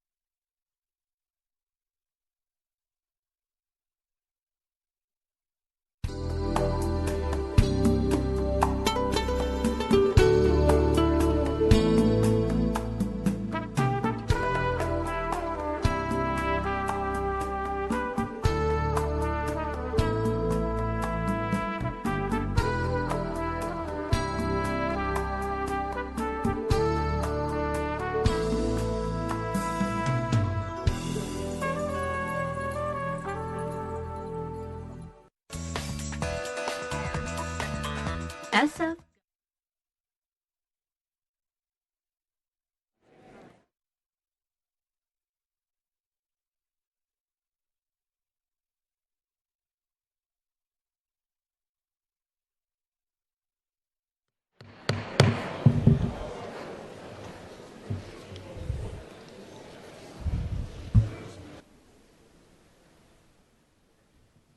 Thank you, everyone. Colleagues, it is now time for our 3:30 special commendations for Women's History Month.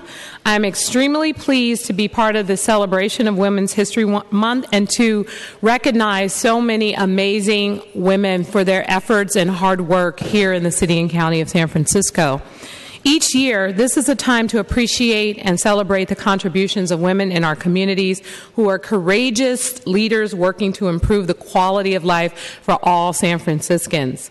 Since 1996, the San Francisco Commission and Department on the Status of Women have recognized the vital work and contributions of women in our community through a Women's History Month program. And I would like to welcome the Department on the Status of Women's Executive Director, Emily Marase, to the podium to provide a brief history about this occasion. And I would like to also welcome and thank all of you here, both the honorees as well as the family members and friends who have joined us here in the chamber today. Ms. Marase, welcome. Good afternoon, President Breed, members of the Board of Supervisors. Happy Women's History Month. We're here to launch Women's History Month and celebrate the women making history in our communities. I just want to take a moment to celebrate the awesome women on this board. President London Breed, Supervisor Malia Cohen, Supervisor Jane Kim, Supervisor Katie Tang. Let's give them a big hand.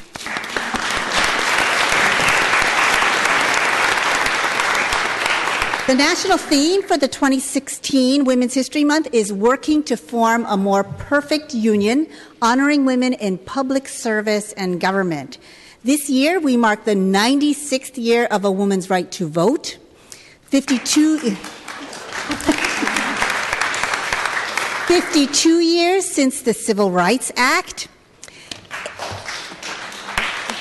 and 18 years since we enacted the CEDAW ordinance to become the first municipality in the world to enact a local ordinance reflecting the principles of the UN Convention on the Elimination of All Forms of Discrimination Against Women. We've come a long way to be able to have our first African American woman president of the Board of Supervisors. A more perfect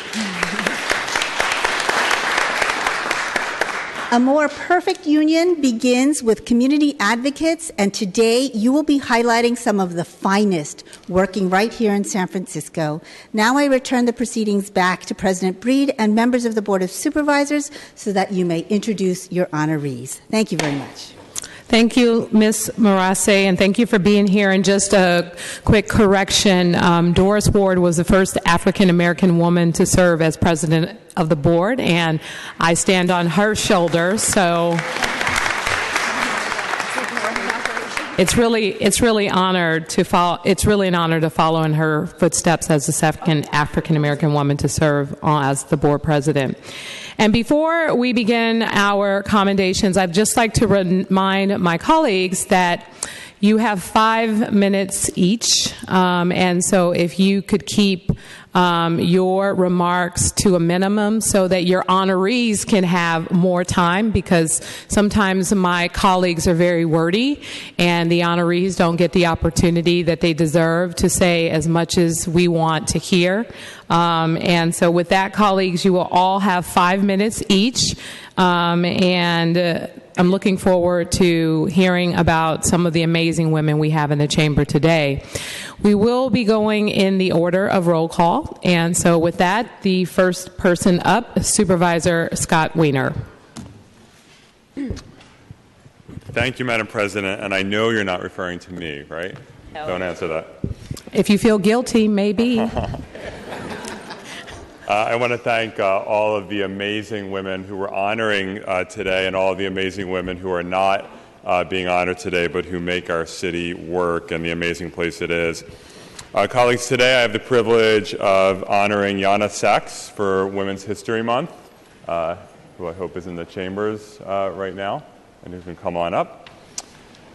Yana teaches...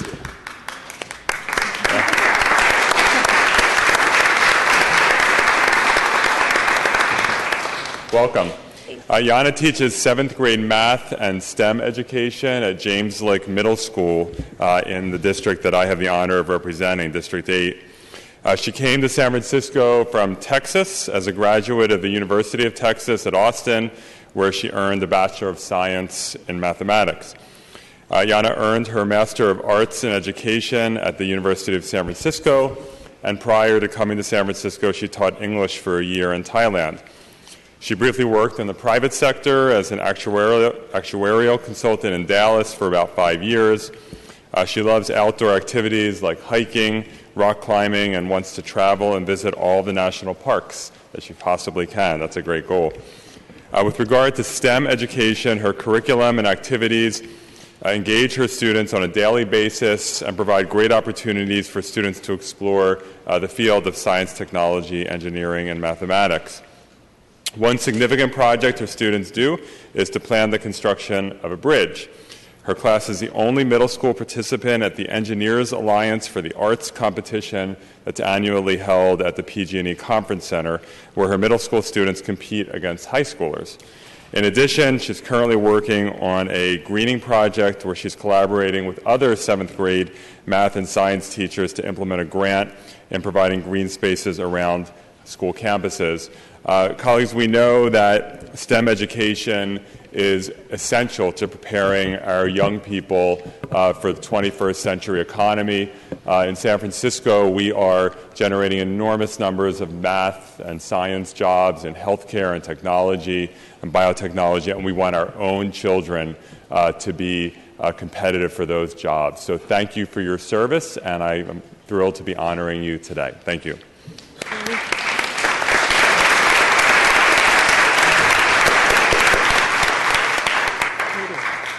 Thank you very much for honoring me. I did not know I was going to have to speak. But I work with so many amazing women that I was honestly very surprised I was picked to come here. So I accept this on behalf of all of them. And in a time where the commodity is no longer being the keeper of knowledge, but how to use that knowledge, I agree that I think that STEM education is going to level the playing field for our Black and brown kids. And I'm really excited to be here. So thank you. That's all I have to say.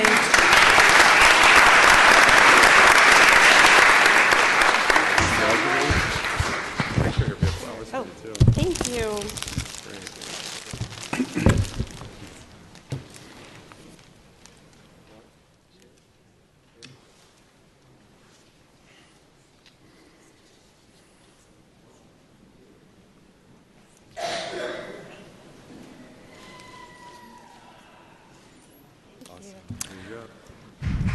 Congratulations again, Ms. Sachs.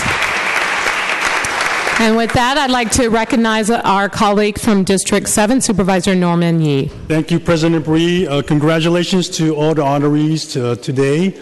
Every one of you is a special person, and not any more special than the one I'm going to honor. That is Naomi Kelly.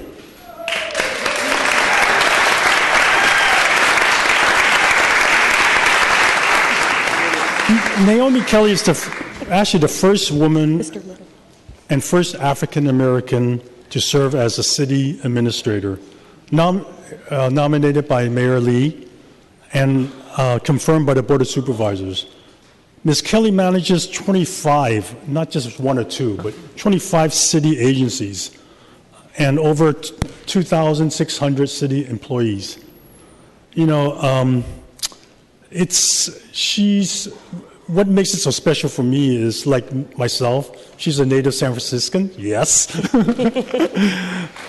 And one of the wonderful things about Naomi is that she's really reached one of the more powerful positions in San Francisco, and it's not because somebody owe her a favor. It was because she worked really hard to get there.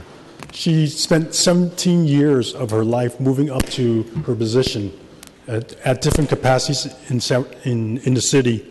And I think she's just a perfect example of one that actually came through the ranks, did great, and has been recognized by not only today, but by our mayor and other people. And so what she's been doing in the last few years in her capacity really shows her strength. She's strengthened the city's safety and resilience, ensured the efficient delivery of city services, planned for long-term capital and infrastructure needs, supports small businesses and neighborhoods, and expands opportunities for all.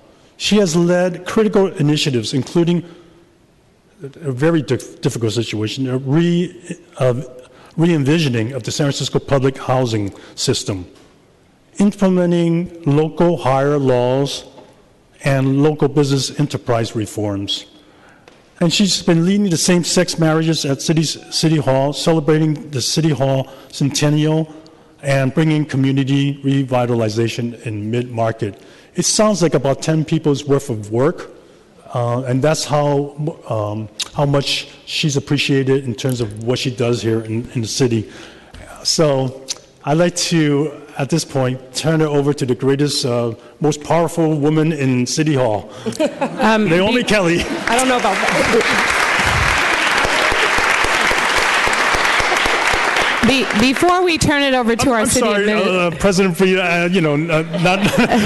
before we turn it over to our city administrator, I just wanted to say a couple of things. I actually started off as an intern working under Naomi Kelly when she first started her career at the Mayor's Office of Neighborhood Services, moving on to being the director of the taxi board at the time, and then going to law school, coming back to San Francisco, becoming the director of purchasing, and then finally the city administrator.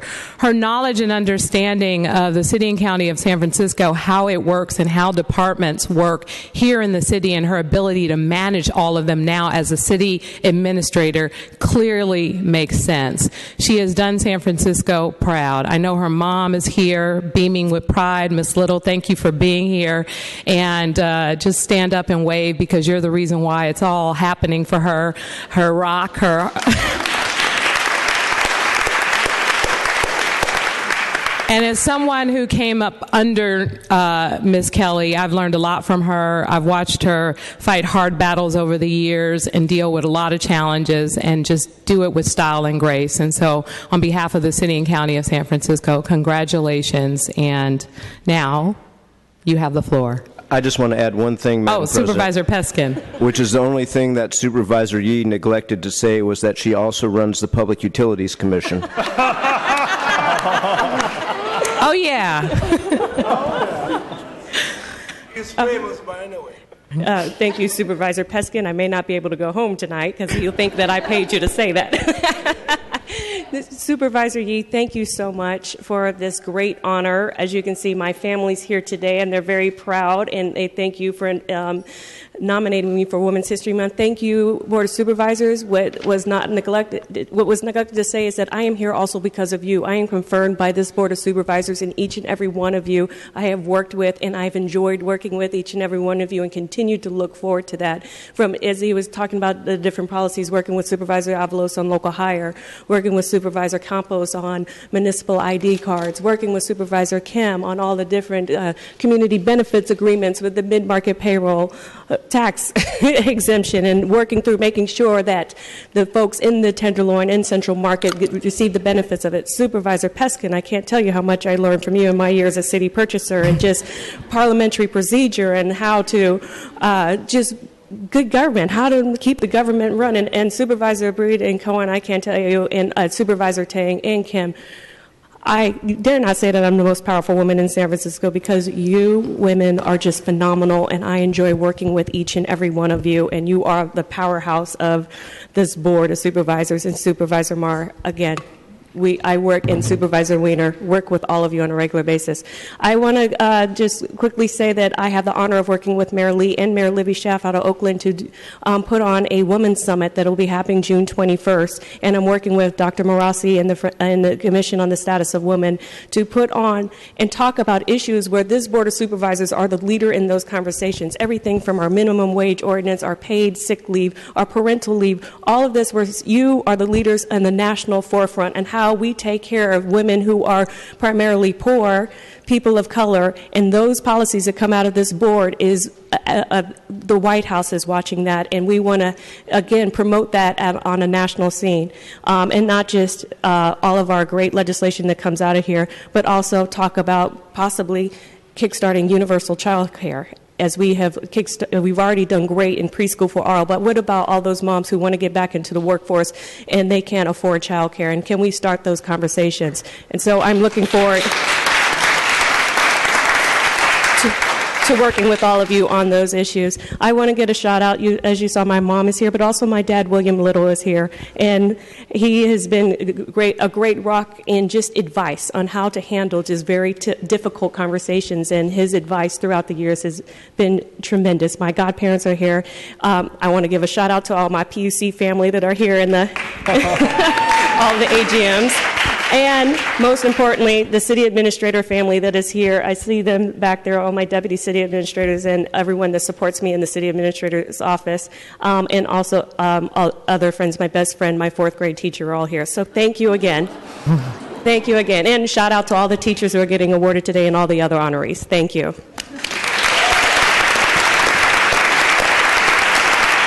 Naomi, come back.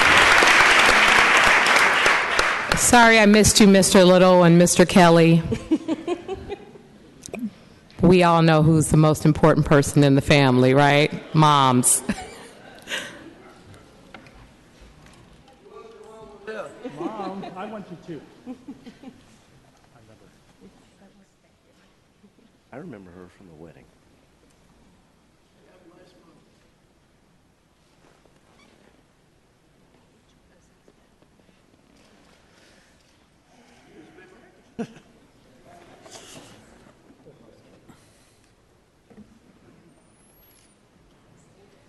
All right, congratulations, Mrs. Kelly.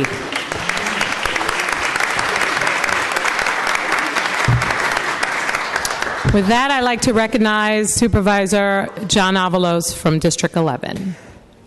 Thank you, President Breed, and I would like to call up Bridget Davila. Hey, Bridget.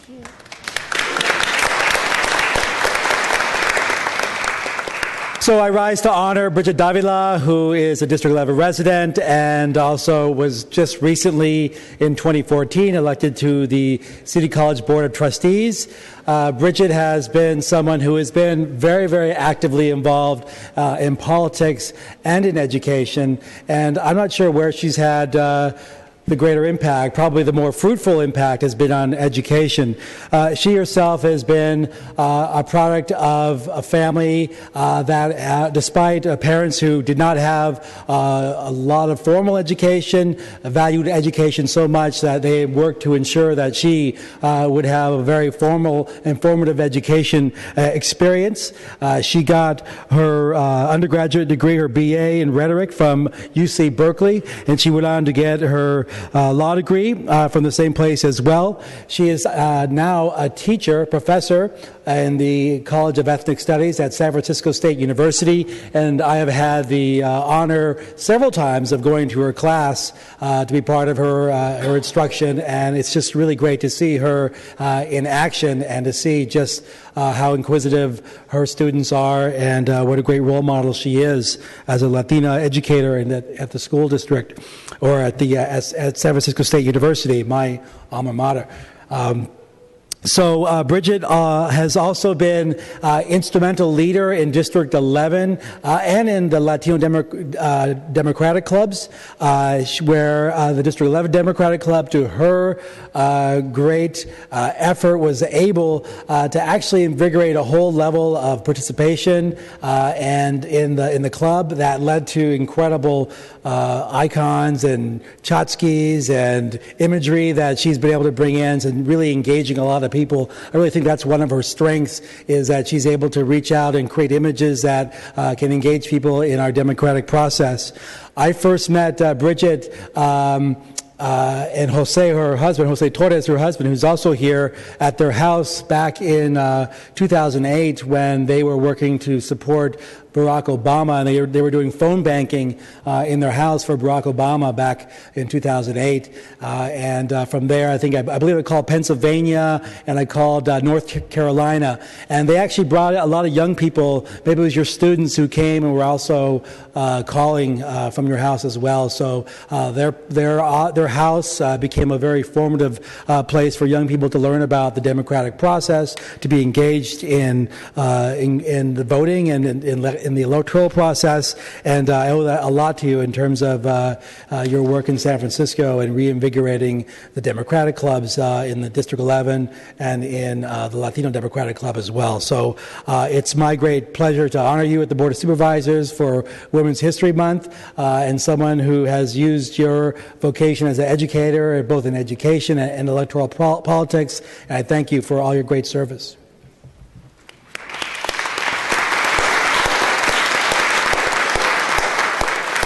Thank you so much for this honor.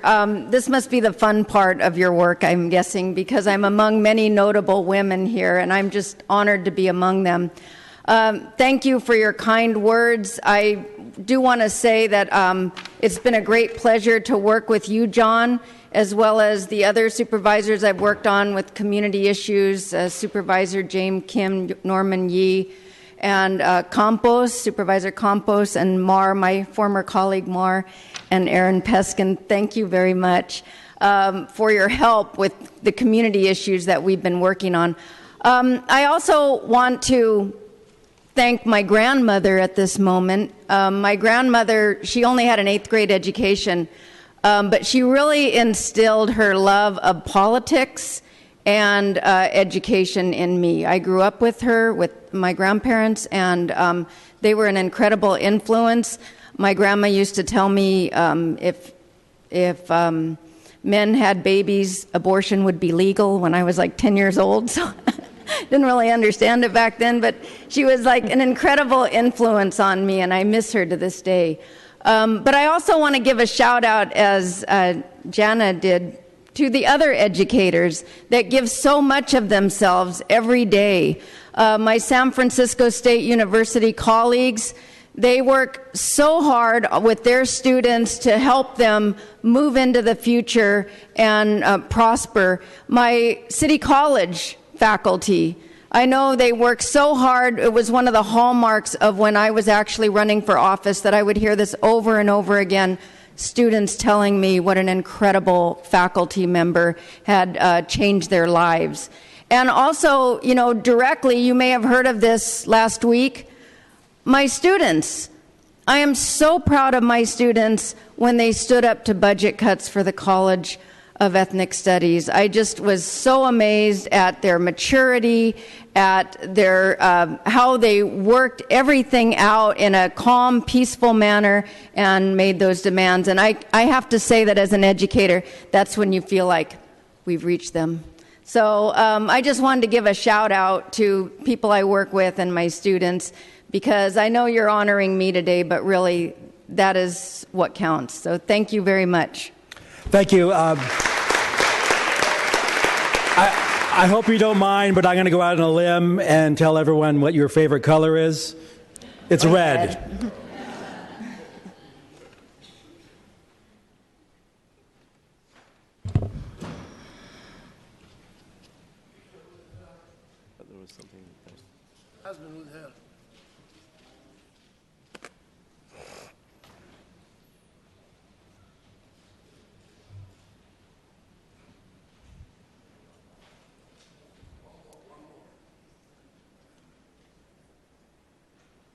All righty, congratulations again.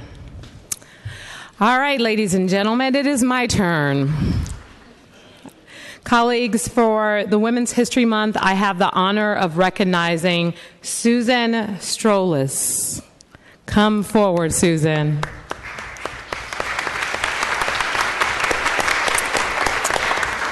Susan is a very active community member in the Haight-Ashbury community, someone who does work and doesn't want to be recognized for what she does. She works tirelessly because she cares about the community and cares about helping to make the community more beautiful, helping to make the community more safe. And this is exactly why you deserve this recognition, Susan. She visited San Francisco in 1984 as a prize for being Employee of the Year. And she instantly fell in love with the city and moved here a year later. She has been a renter in the Haight-Ashbury neighborhood ever since. A lover of the arts, Susan became the gallery director for the Swanson Art Gallery and served as board secretary for the California Crafts Museum. She is also a board member of the Friends of Sharon Art Studio, where she served as president for 6 years. She became involved in the community in activism when, in 1993, she became a member of the Residents Against Druggies after an escalation of drug marketing and criminal activities in the Haight-Ashbury. She patrolled the streets regularly and made sure that her neighborhood was free from violence and illegal activity. And in 2007, she joined the board of directors for the Haight-Ashbury Improvement Association, where she is a member to this day. And one of the main reasons why, this is how I even met Susan. She has been the organizer for Friends of Alvord Lake, and making sure that Alvord Lake was clean, Alvord Lake was inviting. Alvord Lake, which is the gateway to Golden Gate Park, an important part of Golden Gate Park. Every month, Susan is out there rolling up her sleeves, coordinating volunteers, bringing people together, and doing everything she can to protect that part of the park and to make it look as beautiful as possible. And so for many, many years, she's been doing this consistently, and it is appreciated. When you think no one's watching, we're watching. And I just want you to know that your supervisor and your community appreciates your hard work and your consistency to make sure that that area is not only beautiful, but that area is safe, that that area is inviting, and that everyone who wants to visit and enjoy that part of the park has an opportunity to do so, because you make sure that it's a beautiful place for people to visit. And she has been recognized by the San Francisco Rec and Park Department. Many, many folks in our community really appreciate and have asked me, to support and honor you for the work that you've done. She is a caring, tireless community advocate for the Haight-Ashbury community, and we are so grateful for your involvement in trying to make a difference regardless of what's happening in the neighborhood. You're always there, you're always at the forefront, and we really appreciate you. The kind of person that you are is what makes our communities better. And so on behalf of this board and on behalf of the city and county of San Francisco, it is my honor to recognize you for this Women's History Month.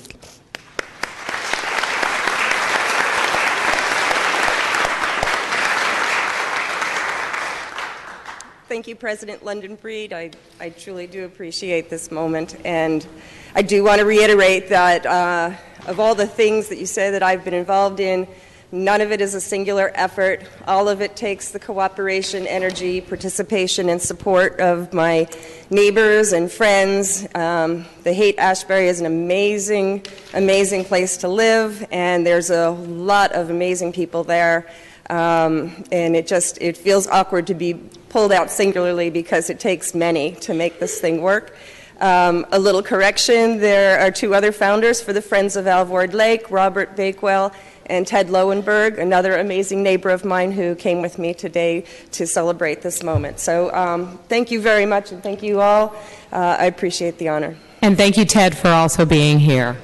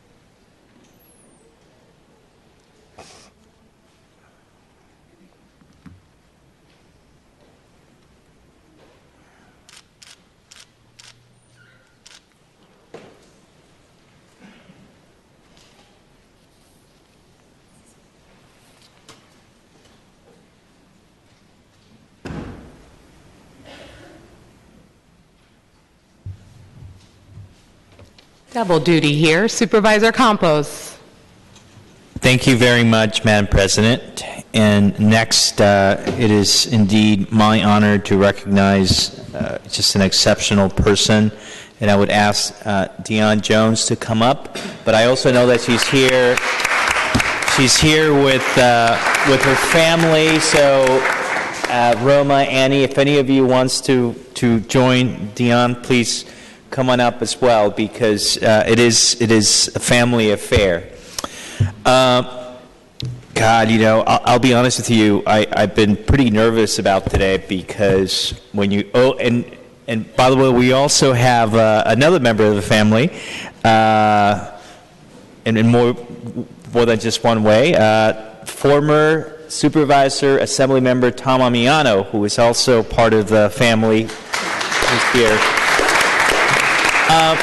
So I've been nervous about what I was going to say, because I don't know that I can say in the limited period of time that I have everything that needs to be said about this amazing individual. AIDS was first recognized by the United States by the Center for Disease Control in 1981, and its cause, HIV infection, was identified early in the decade. In those early days, when we did not know what caused AIDS or how it was transmitted, there was widespread fear and loathing of individuals that were diagnosed with the disease. And the disease hit the gay community with a vengeance. During that initial period of the AIDS-HIV crisis, the average lifespan after diagnosis was 18 months. And I cannot overestimate how this disease ravaged San Francisco's gay community. Enters Deon Jones onto the scene. Fresh out of City College, where she studied to be a nurse and planned to be a midwife, Deon was recruited to be one of the first nurses staffing a new Ward 86 at San Francisco General Hospital. Ward 86 was formed in 1983 to be the first clinic in the country focused exclusively on treating patients with HIV/AIDS. When most people, including doctors and nurses, were terrified of people with HIV/AIDS, Deon Jones was among the first to sign up to care for dying patients shunned by most of society. Not only did she help found Ward 86, but she personally invented the concept of patient-centered care that is now considered a best practice not only in San Francisco, but the entire medical establishment.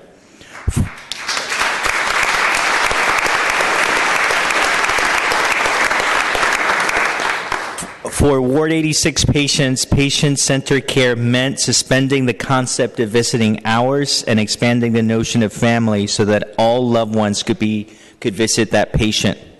Deon has spent the last 33 years working at Ward 86. She has cared for patients during that time when you had HIV/AIDS go from a death sentence, where it is today, a disease that can be treatable within reach. She was recently quoted in an article about her career saying, and I quote, "We actually now know what is needed to stop the epidemic and to prevent HIV, and we know what to do. So now it's a question of capacity and political will and having the resources to do it." From the beginning, people who were healthcare providers couldn't just be healthcare providers. They had to be activists and understand pharmaceutical companies' role, drug trials, and other issues. We have to be completely at the forefront around the expansion of access to healthcare benefits in this debate in our country involving drug costs and others concerns to me. It's part of being an HIV nurse in 2016. Deon Jones, for everything you have been to San Francisco for the last 33 years, and I look forward to what the next 33 years brings. Thank you so much. It is my honor to recognize you as part of this Women's History Month Woman of the Year for District 9.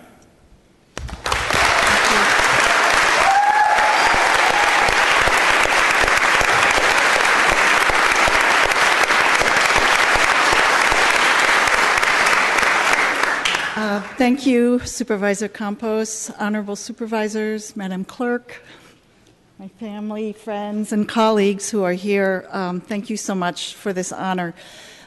David, I beg to differ. It wasn't It was never just me. There are many people, some of whom are in this room, who have been there from the very beginning. And this has never just been about a virus. This epidemic has been about the perfect storm of bringing together a virus with all the forces of racism, sexism, homophobia, our horrible drug war and war on drug users, and poverty. And that is what has fueled this epidemic around the world and has fueled it in San Francisco and killed millions of people, tens of thousands of San Franciscans, and continues to this day.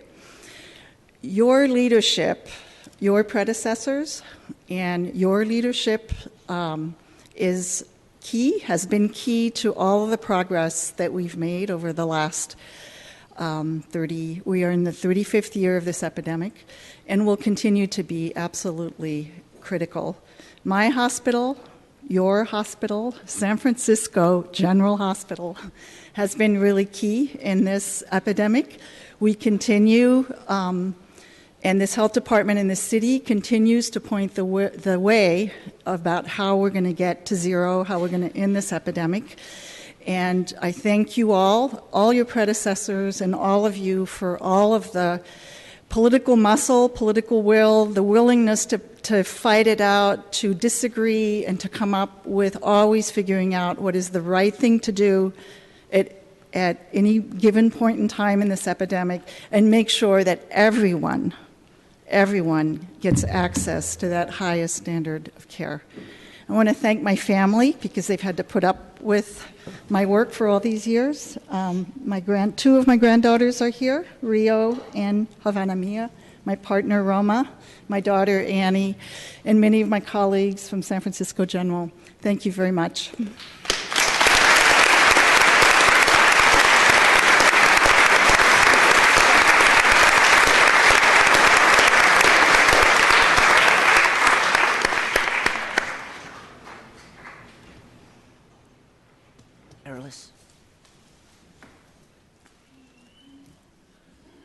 Justicia. Oh my God, I haven't seen her in years.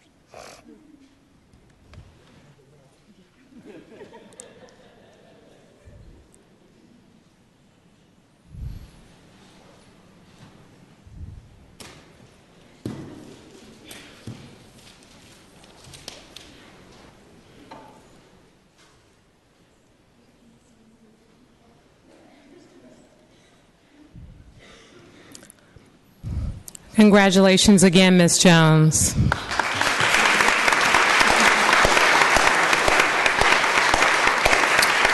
And welcome to the chamber, former Supervisor and Assemblyman Tom Amiano.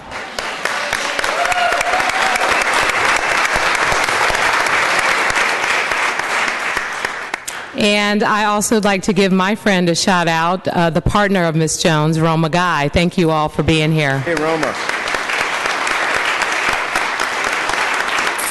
With that, we will move to our colleague from District 10, Supervisor Malia Cohen. Thank you. Good afternoon, everyone. Good afternoon. I, first of all, want to recognize the leadership of Dr. Emily Morase. If you're still here in the chamber, I don't see your little hat. There you are. Thank you so much for institutionalizing an opportunity for us to honor women every year. This is a great time, and I also want to recognize the commissioners that make this possible, as well as your staff. For those that don't know, the Commission on the Status of Women has done a tremendous amount of work on tracking women, pay gaps, healthcare disparities, and she and I, and as well as a few of my other colleagues, have authored some tremendous legislation that's really made San Francisco a city that is a leader in the entire country when it comes to advocacy on behalf and for women. So you definitely deserve a round of applause for that. Thank you very much.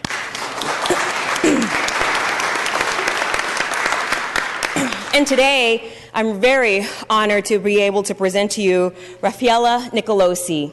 This is a woman that was born in Italy and raised in the Sunset District. She graduated from San Francisco State University with an education major and taught third grade for 33 years at Lakeshore Elementary School. Ms. Nicolosi would organize amazing field trips so that students could explore the city and visit City Hall to meet elected officials and learn about public service. Ms. Nicolosi is an avid traveler and would incorporate her experiences abroad into the classroom and actively use world maps as a learning tool because she felt geography was essential to understanding the local community. Since her retirement, Ms. Nicolosi continues to spend her time traveling the world and inspiring young people. Ladies and gentlemen, I want to offer some personal remarks because Ms. Nicolosi was my third grade teacher out of those 33 years at Lakeshore Elementary School. And she was the woman that took me on a field trip to City Hall that planted the seed in me that I could be a supervisor.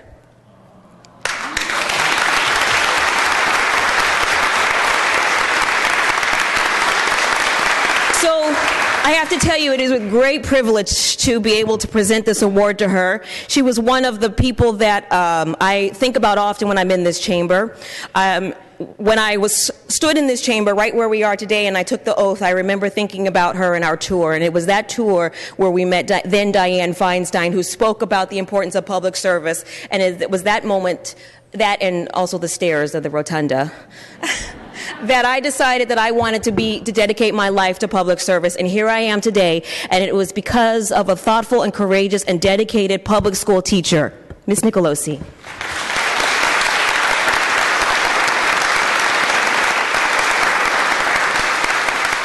Thank you, Supervisor Cohen, for those wonderful words.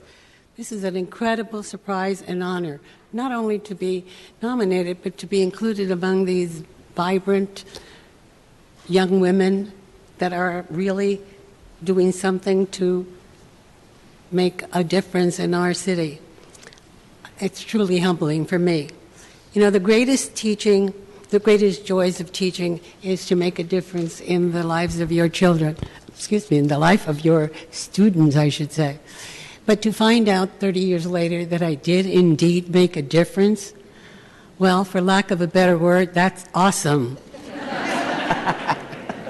This honor is definitely one of the highlights of my career.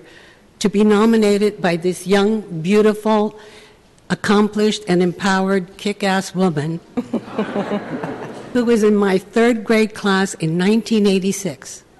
And even then, as a young girl, demonstrated not only her smarts, but her leadership qualities, and that somehow I was instrumental where she decided then that she would seek public office and try to make this beautiful, great city of San Francisco into an even greater one to live in.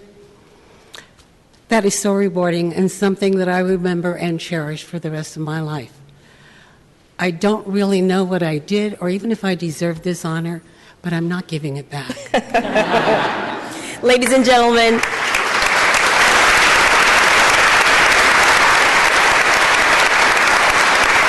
not only was Ms. Nicolosi a tremendous educator, but she also did it with style and class. She was a fantastic dresser, and she always wore the best pair of shoes. And that also is my inspiration when it comes to fashion here in the chamber, and particularly sporting fancy footwear. So please join me in welcoming one more time and honoring Ms. Nicolosi.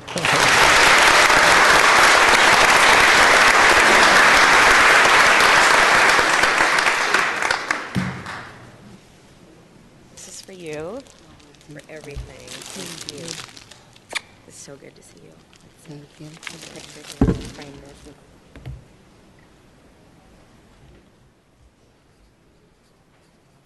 Thank you. Thank you.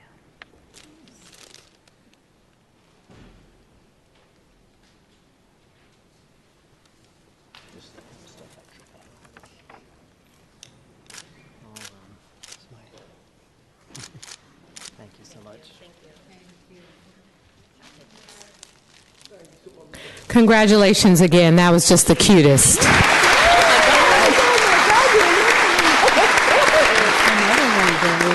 Terrific. You could tell us the truth about Supervisor Cohen outside.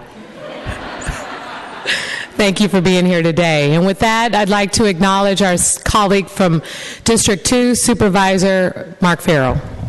Thank you, Madam President. And I first want to congratulate all of the women that are here today, especially those that are being honored. Thank you for all of your commitment to our city, as well as to Dr. Marase for all of her hard work. Today, this honoring women today for Women's History Month falls on a really unique date because I would have done this regardless today. And I see she's already up because there's someone up here who is very familiar with these celebrations. And I am so proud and happy. It's such a bittersweet, but in such a great way for all of us and for our city to honor my good friend Catherine Stephanie. So congratulations.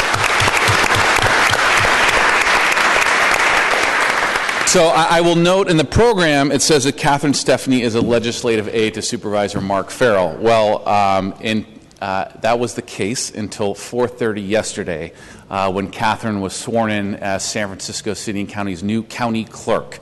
And so we have a huge round of applause. Catherine has been a legislative aide, or was a legislative aide, for 9 years for the District 2 office before being sworn in yesterday.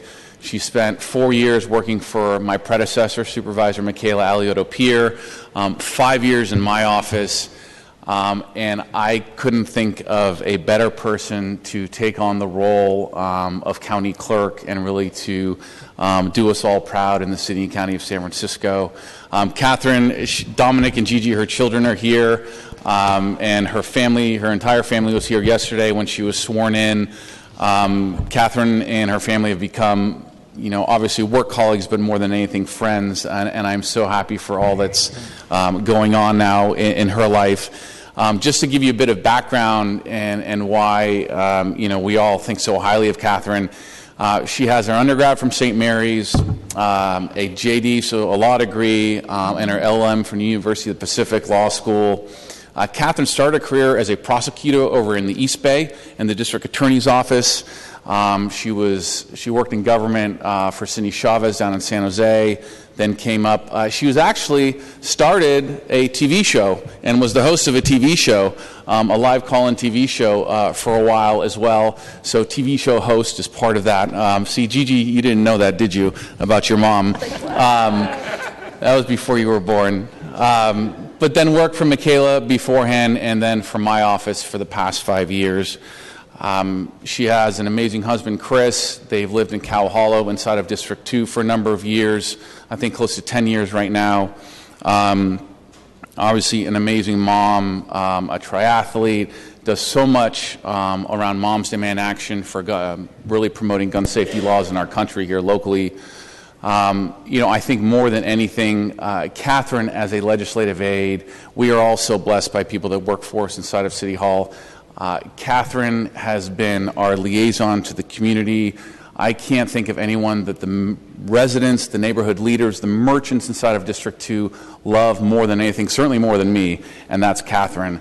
And Catherine has been the link between them and the District 2 office for 9 years, simply irreplaceable in so many ways. And I think, Catherine, your work has been just unbelievable. I say it truly, we couldn't have done it without you. I couldn't have done it without you. You're going to be so sorely missed, but we're so happy for you and the opportunity in front of you. You're going to do us all proud. I think more than anything, I'm so happy that more than anything, we are friends, and that we're going to continue that family friendship for so long. Catherine was the one who, with me, spearheaded so many of our family events inside of District 2, whether it be our Marina Family Festival or our movie nights now, which attract so many families. And I'm just so thankful for all of our friendship and that we're going to continue that. And we're going to miss you a ton, but we know you're just downstairs. We're just upstairs. But congratulations to you and to your family. To Dominic and Gigi, thank you for allowing your mom to work inside of City Hall to serve all of us here in San Francisco. You guys are amazing. And Catherine, congratulations. And I look forward to working with you as a new county clerk. So congrats.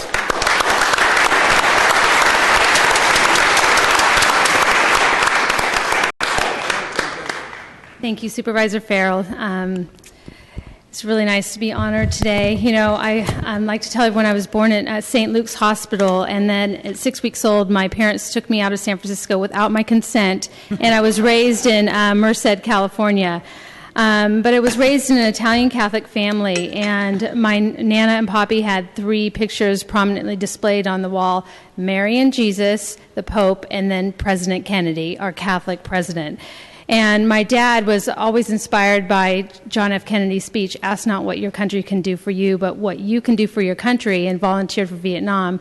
And we're under ROTC at the University of Notre Dame. And I was just really, I grew up with public service being embedded in me. And like I said yesterday, when I was 16 years old, I went to Washington, D.C. and lived by myself at Georgetown University, and I interned for my congressman at the time, Congressman Tony Coelho. And like any 16-year-old intern, they put me in the back room and had me answer constituent mail. But it really gave me a sense of what people were struggling with at the time.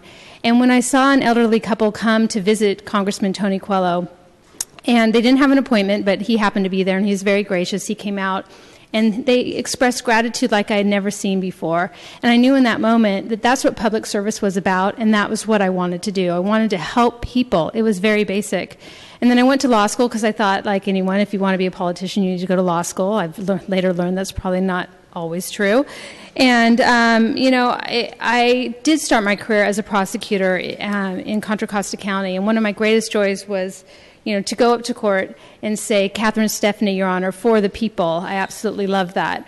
I loved representing the people. And I loved representing the people of District 2 for the last 9 years.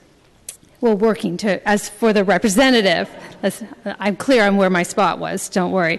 I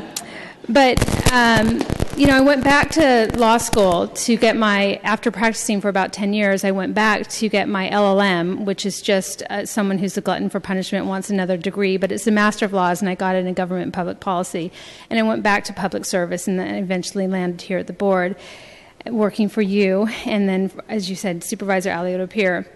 And just yesterday being appointed to the county clerk position, which I'm so grateful for, to Naomi Kelly, who was just previously honored, and to Jennifer Johnston. And I just want to say one really quick, one of those full circle moments. So one of the greatest things I was able to do as a legislative aide here, I think, was to play a large role in saving St. Luke's Hospital when I worked for Michaela. And then to see that carry on and watch Supervisor Farrell with Supervisors Campos and Chu at the time close the deal on that. And now we have preserved healthcare access on that side of the city. That was a huge thing to me. Also, you mentioned movie night, just watching the community come together. We built this and they came. Our first movie night, 700. Our second movie night, 1,000. And it was just absolutely amazing to see the community come together like that. I said in my outgoing email to everyone, I've had 3 Post-it notes on my computer this whole time. And one said, "How can I be of maximum service today?" The other said, "Grace," because we need grace at times as legislative aides, because this job can be very difficult. People like to yell at us at times. And the other is patience, tolerance, kindliness, and love. And after hearing Senator Cory Booker speak the other night on his book, United, I decided to remove the word tolerance from that Post-it. He said it's not enough that we practice tolerance. That what it's really about in public service is that we're practicing love when we're helping people, and that we should really aim for more than just mere tolerance. And I can't agree with him more. Just really quick, this theme of Women's History Month really got to me, working to form a more perfect union. I think about all the women who have come before me and who have worked to secure my right to vote, my daughter's right to vote, to pave the way so that going to law school was not an insurmountable choice, to work to make certain that I have health care choices that were unheard of just decades ago.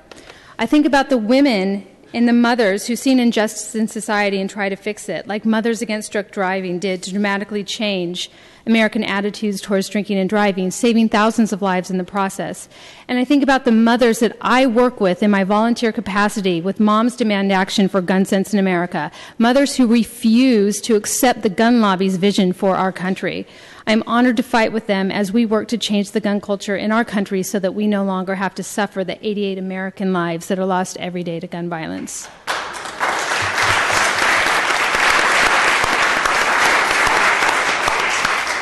I want to thank you, Supervisor Farrell, for nominating me today.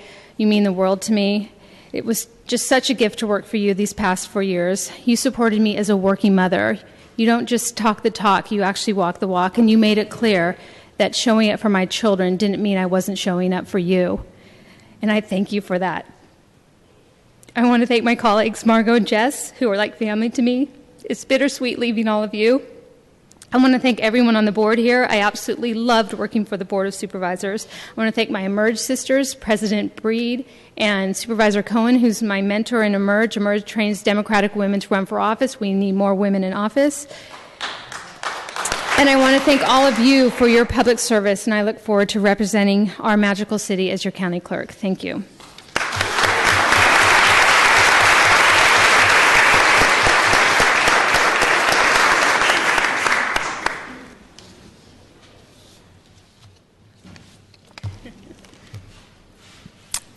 Supervisor Fair, I hope you didn't make her go out and get those flowers before you left. No. We got them now. I know. Guys, get in here. Get in. Oh. It's one of the good ones. Okay, good. Yeah, good. I'll go first. Smile at me. Hold on.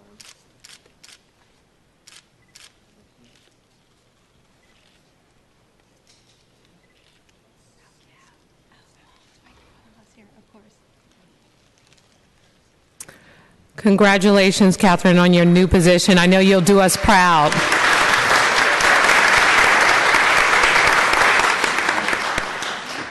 Do you also annul weddings as well as allow them to happen? Just kidding. Congratulations.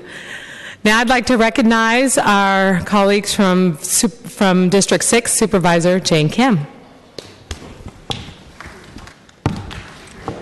Thank you.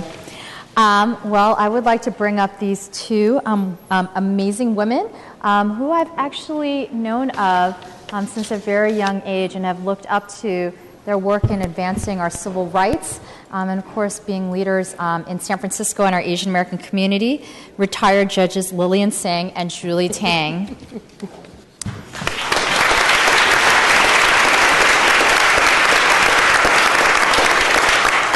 I got to bring up both of them because they are part of a coalition for the Comfort Women Justice. Many of you have seen these ladies before us advocating on behalf of women who are trafficked and put into slavery for services over the last couple of centuries. And I just want to thank you for your work in remembering these women so that we never do this again. And we know that this work continues today, and that is why it is so important for us to recognize our history and commemorate these women. And you two have been the fearless and tireless leaders in making sure that we never forget.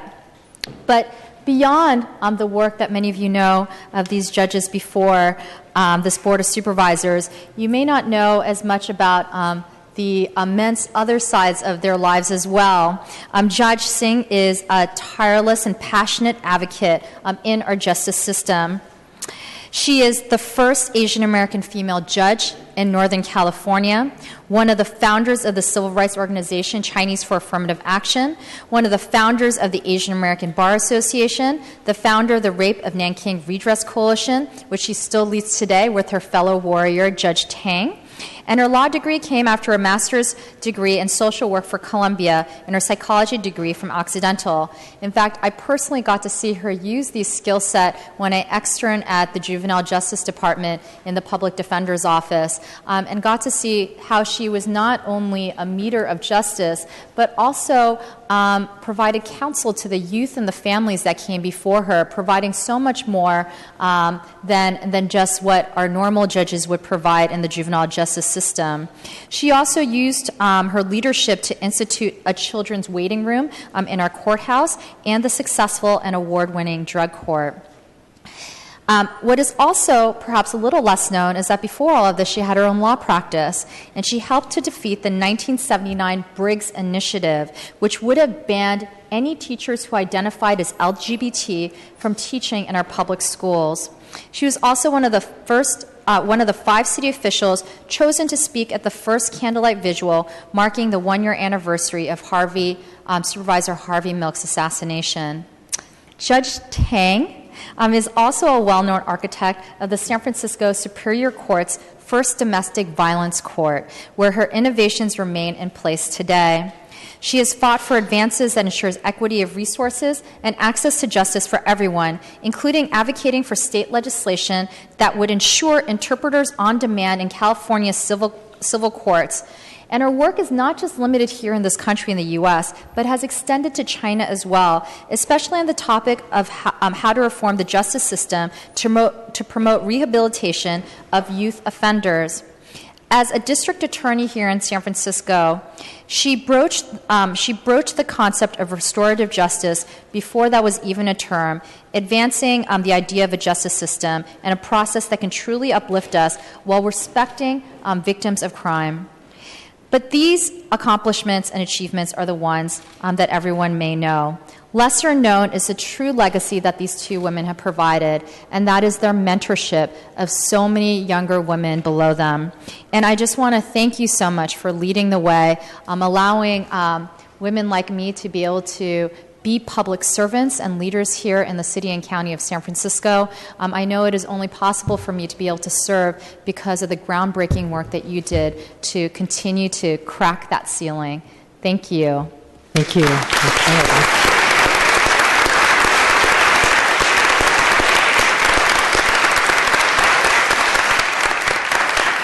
Supervisor Cohen. Thank you, judges. Before you begin and give remarks, I too just want to acknowledge your leadership too. I have stood in the shadow of your great wings and just wanted to say thank you. I appreciate your leadership, and I too have been taking note. Thank you very much. Thank you, Supervisor Marr. Thank you for being so inspirational to the rest of us and for mentoring so many from our communities. Thanks to both of you. We miss you in the Richmond District, though. Thank you. Thank you so much. Thank you, Supervisor Jane Kim, for this opportunity to honor Lillian and me and to give us the opportunity and to remind the community of the Comfort Women Justice Coalition. As we all know, the last time I stood here and stood at the podium and spoke to the supervisors was when there were 400 people here urging the supervisors, majority of them urging the supervisors to pass a resolution to build a memorial to commemorate the sufferings and the courage of the Comfort Women. Now, Comfort Women is a euphemism for sexual slaves, women who were raped, sexually abused, conscripted, and coerced into sexual slavery by the Japanese military during World War II. Their suffering is immense. The suffering is universal. It's emblematic of all the suffering of all women and all gender. And there were comfort boys too, actually, not just comfort women, that when Lillian and I discovered during our study of comfort women issue. And it's emblematic of these sufferings, and therefore their dignity and courage should be remembered in this memorial. The Comfort Women Justice Coalition is moving ahead with the planning of the installation, and I just wanted to say that I hope that there will be support for this installation. Just the fact that the 11 supervisors who represent all the citizens of San Francisco supported that resolution, supported the installation, and any effort to sabotage that resolution is really an effort to destroy the dignity of the women who are represented in this memorial. But I wanted to give a big shout out to Supervisor Jane Kim, Supervisor Eric Ma for spearheading this movement, also to Supervisor David Campos, who was on the committee to pass this resolution.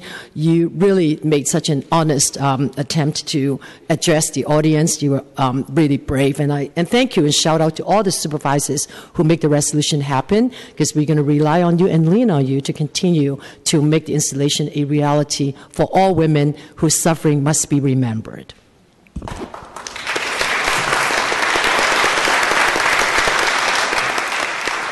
I'm very cognizant of all the people here waiting to be heard. There's so many other supervisors.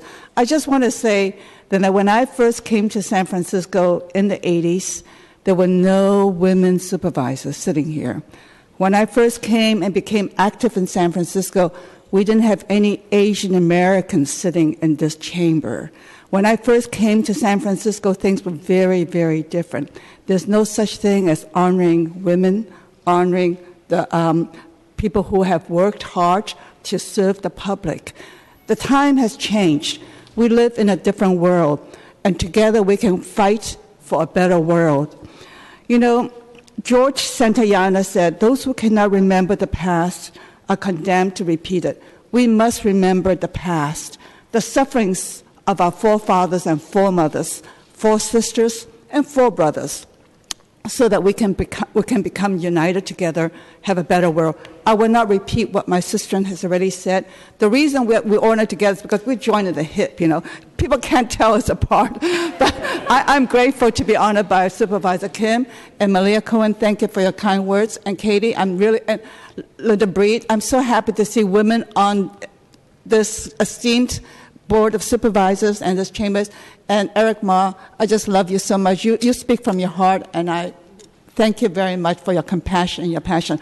I urge everybody in this chambers to work together with us to fight for a better world. I'm so surprised that Jane Kim remembered that I was one of the first Asian Americans who fought with Harvey Milk and passed the BREAK initiative. In those days, it was not possible to have coalition politics. And I was one of the 5 people that spoke in his first candlelight vigil. Those days, people just don't seem to have the ability to coalesce. But you know what? Things are getting worse in that respect. Coalition politics is no longer coalition anymore. People are more divisive today. We need to get together, work together for a better world, and for making sure that memorial is passed and built in San Francisco, so those who have suffered in the past will always be remembered. So women who have been enslaved will never be enslaved, regardless whether it's during war or during peace. Thank you very much.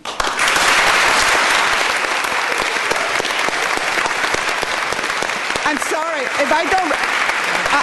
if I don't recognize my partner there. I have to recognize my partner, otherwise he'll never forgive me. Roland Dunn and the Dunn family, thank you very much for being here. Dunn family.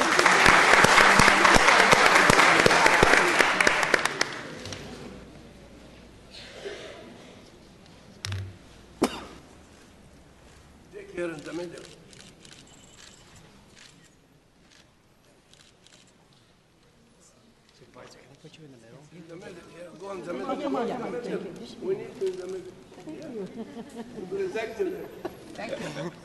Beautiful. Everybody at me.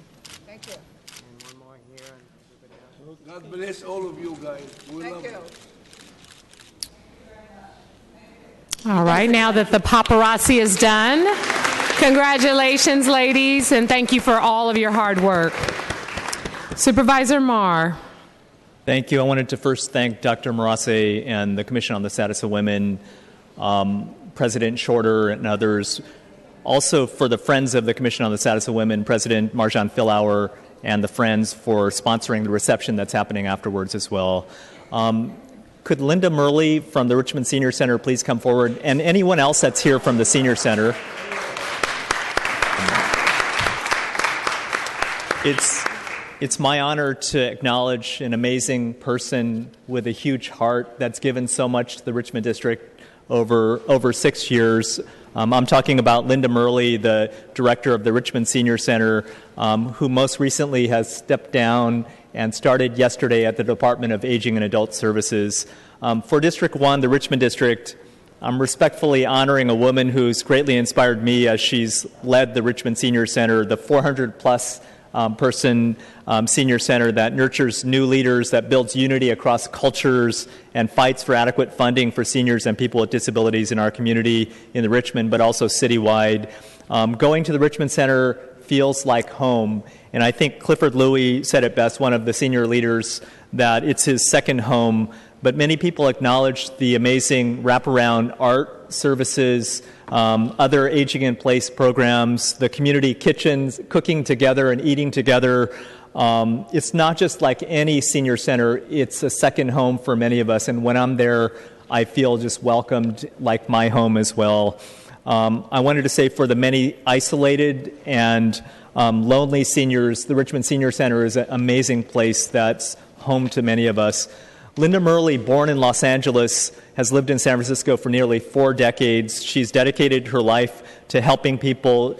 She has a Master's of Fine Arts in English, but her first ambition was to be a Nobel laureate.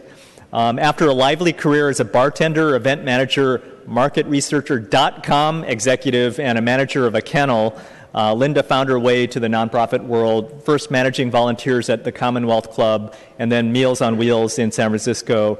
The volunteer base that she's built at the Richmond Senior Center and at our Golden Gate Village is remarkable.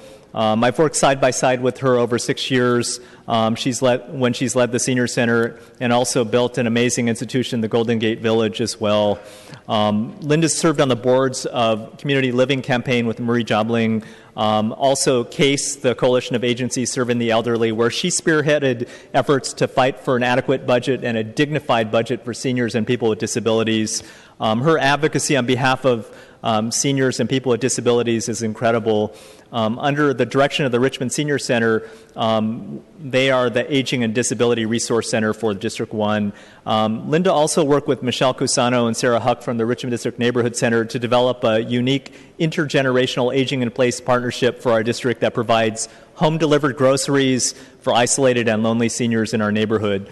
Also, the Richmond Senior Center is one of the first senior centers in the nation to develop what many of us call the village model. And thanks so much to Next Village SF for supporting the Richmond District's village. But it's an amazing place in our neighborhood, and we're doing our best to promote more of the village neighborhood model throughout our city and to support a growing movement nationwide of neighborhood-based senior organizations that improve communities through the nation. Linda represents the concept of aging in place in how she lives as well. She's thankful of her garden condo, a huge mortgage, and nice neighbors, but really as she ages in place in her own neighborhood. She began working again at the Department of Aging and Adult Services as a program analyst just yesterday, and is furthering work with seniors and people with disabilities. I know that she's going to advance making San Francisco an aging-friendly city that we can all be proud of as we build a coalition for a dignity fund for future programs throughout our neighborhood. Please join me in honoring our District 1 Woman of the Year, Linda Murley from the Richmond Senior Center.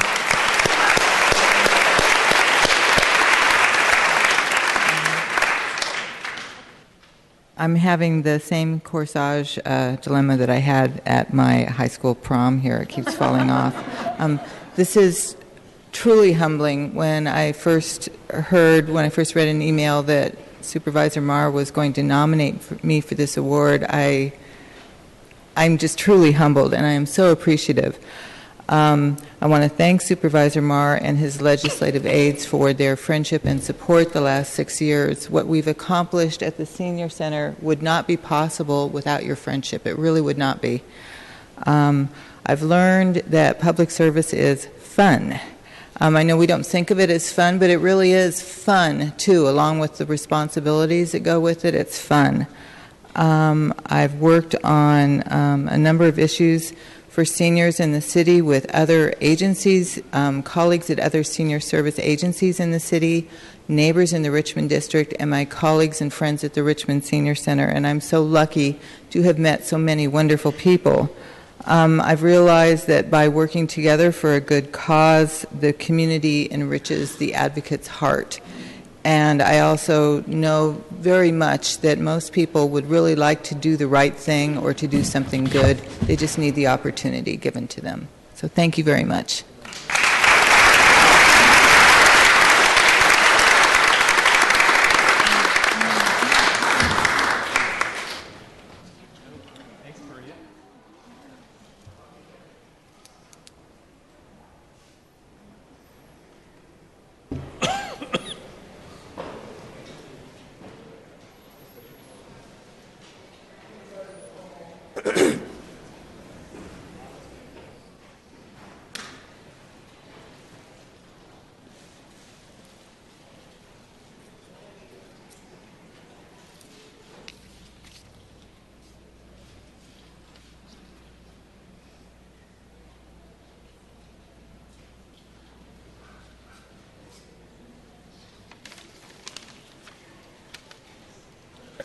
All right, again, congratulations.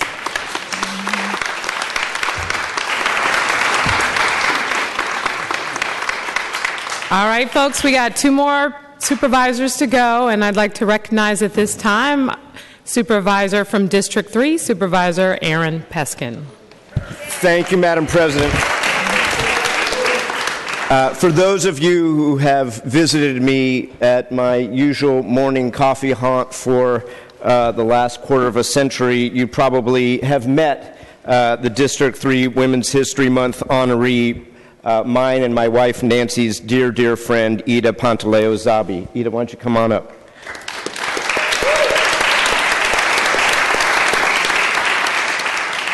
Ida was born at Kaiser on Geary Boulevard, but grew up in the community of North Beach, and a family of strong women like her mother, Sonia, who's here, and her great-aunt, Yolanda, with whom she was a little kid when I first met her, washing the dishes at the center of the Vortex, the Café Trieste.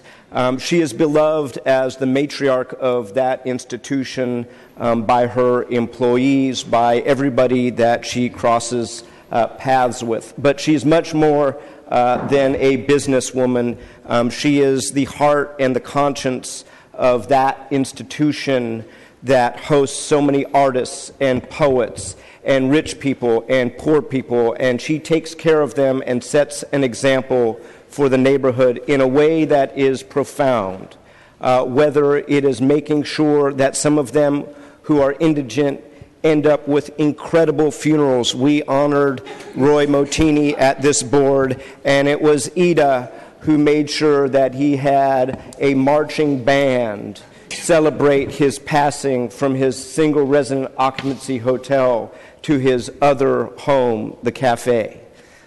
And don't be fooled, she is tough as hell.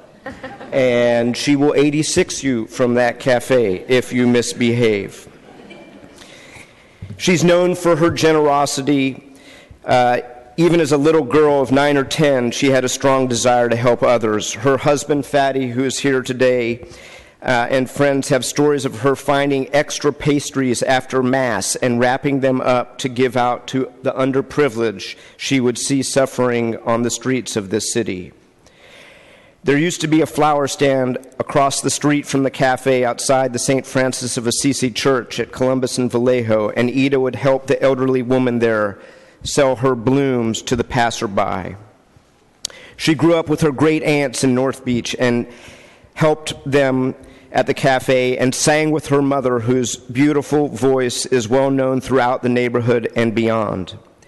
Ida herself has spent at least 2 decades serving a motley crew of characters, artists, poets at the cafe who have crammed into its tiny quarters seeking camaraderie, solace, laughter, music, or just a good cup of coffee.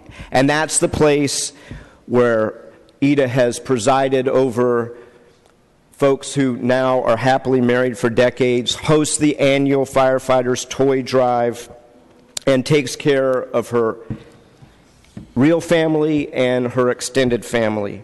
She is here today with her husband of 15 years, Fadi, who tells me all the time how much he loves her more each passing day. And it's because this woman gives of herself every single day to the community. She's a bright light and beloved anchor, and I am thrilled to introduce her to all of you today. With that, our woman of District 3, Ida Pantaleo-Zabi.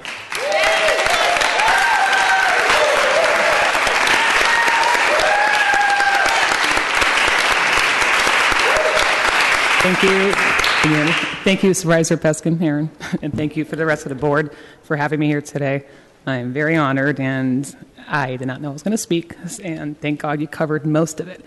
And I really appreciate being nominated with all these great women that have been nominated. And, well, I started at a young age, as you said, and my family, my Aunt Yolanda, my Uncle Gianfranco, my mom, my aunt, brought me to work when my friends were hanging out at the mall or playing sports on the weekends, and kind of put me behind the counter and taught me how to, besides helping customers and stuff, how to get close to your community, because we were basically North Beach, a very strong, close-knit community.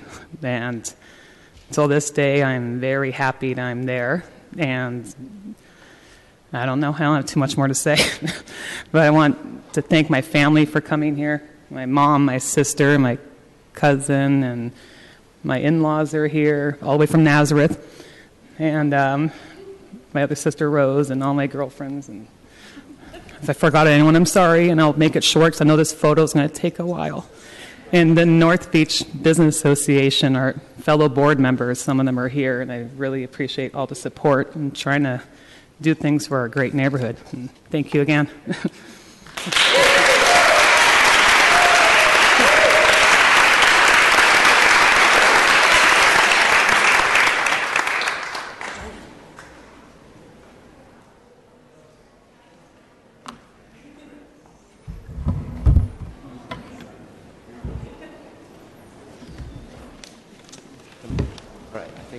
And Nicole is here. You called this morning. It was a crazy day. Here you go. Hold those. Turn them around. Okay. Thank you. Oh. John, come here. It's like our wedding.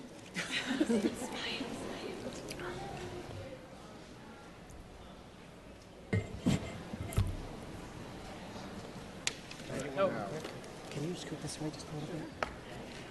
No, come on this side. Both of us? Oh. Let me get this one. Commissioner Dooley. Can I see this? There you go. Put a little more. Come on. We're all here. Look at the camera. Get it, man. Can you turn the flowers around? Can you show that? There you go. Everybody here. Smiling. Thank you. All right, great. Congratulations again.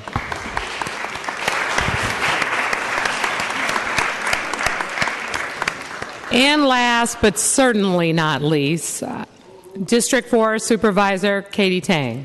Thank you very much, and congratulations again to all the honorees today, and thank you to the department and the Commission on the Status of Women. I guess the only good thing about going last is that I get to say we save the best for last. So today, it is my honor to recognize someone who works in city government, Jane Gong. So if you can give her a round of applause, please.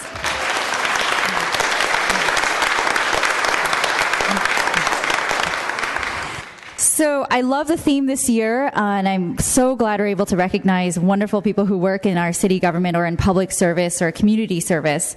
And so I first met Jane when she was working at the Office of Small Business, and this was before we had beefed up our Office of Economic and Workforce Development and before we had our Invest in Neighborhoods. And so we had to do a lot of work together in trying to help our small businesses in our community. And so then came time when she had to move on and she had to go on to the Department of Technology. And I was very sad when she had to leave, but she had a much greater mission. And that was that she had to lead the development of our city's online small business portal. And so amazingly, Jane worked with only 2 other people. So yes, she had 3 people total, or her whole team consisted of just 3 people. Herself, Jason, Hemmerly, and Angel Quixie. And together, their small team developed our city's first online small business portal, which was delivered on time and under budget in just 1 year. So the portal launched in November of 2014. And Deanna from my office is going to be displaying the portal on the overhead, and all of you should hopefully be familiar with it. So thank you, SF.gov.tv, if you can show the overhead. So what we have now, hopefully they'll provide that soon, is something that looks nothing like a government-produced website that provides information for those looking to either start or expand a business here in San Francisco. And some of you here who are honored today, you run your own small business. You know how difficult it is to navigate all the different city departments and permitting processes. And so through this portal, you can access information on permits and forms. You can download what is called a starter kit to find out what you need to do. There are other very important resources there. And again, it's already such an amazing hub of information that took so much time and effort to work with all these different city departments to develop. But I know that it's going to continue to grow under Jane's leadership and hard work. I want to point out that the Small Business Portal was one of the winners in the White House's Startup in a Day competition, and they received a $50,000 grant to continue development of the portal. And I also hope that Mayor Lee will continue to support in his budget the development of this portal. So to me, I think that Jane represents what city government should be all about, which is that there is innovation at the table, someone who is hardworking, someone who is always ready to serve our great city. And so this is also why Jane will be receiving the 2016 Managerial Excellence Award later this month for her work on the portal. So I hope that all of you utilize this wonderful tool. Again, I think it represents more than just a website. It's really an innovative way for government to better serve our community. And I look forward to seeing the portal expand and grow, have even more helpful features. But more importantly, I think it's so wonderful that we have someone like Jane working in city government. And I think that if we had 20 more of her, we would be so much more efficient and productive and there to serve our community. So thank you, Jane Gong, for all that you do.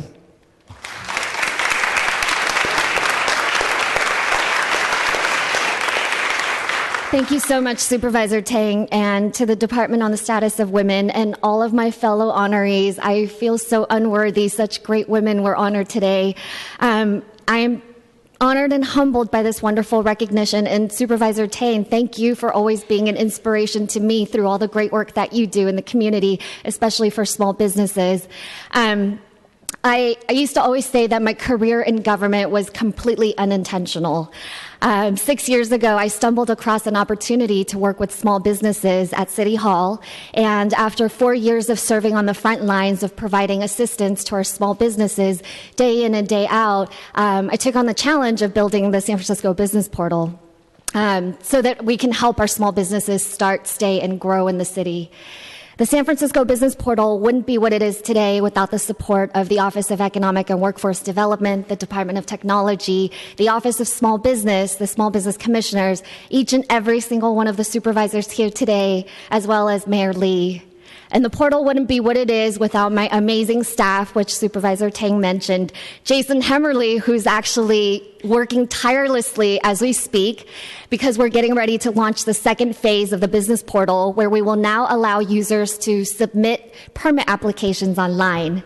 And Angel Quicksey, who has since moved on to attend grad school at Harvard. I'm actually hoping she's listening right now so that we can encourage her to come back to San Francisco, where she started her career. So today, it is also a time to celebrate Women's History Month, and I'd like to take this opportunity to thank one woman who has and always will inspire me, my mother, Lily Gong. She couldn't be here today, but I know she's watching. Hi, Mom! My parents and I immigrated to the United States exactly 30 years ago this month, and we landed in the great city of San Francisco. When we first started, we had about $600 to our name, and after sleeping for months on the floor, we finally found a mattress in a dumpster. I probably shouldn't say this on live TV, but both of my parents, but especially my mother, have taught me the value of hard work and perseverance. And over the years, my mom has always told me to not only work hard, but to be kind to other people, and to always, always, always put the needs of others above my own.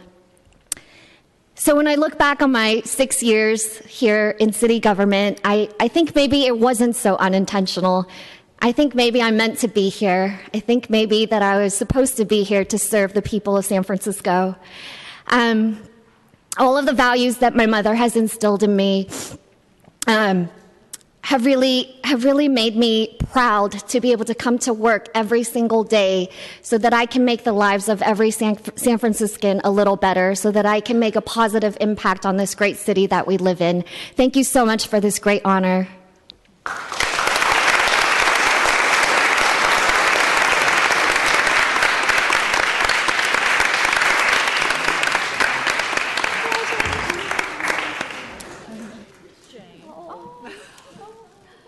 Business Commissioner.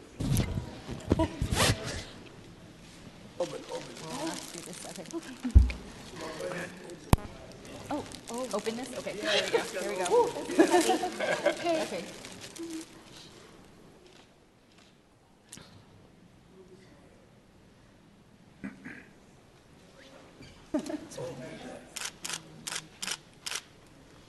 Thank you.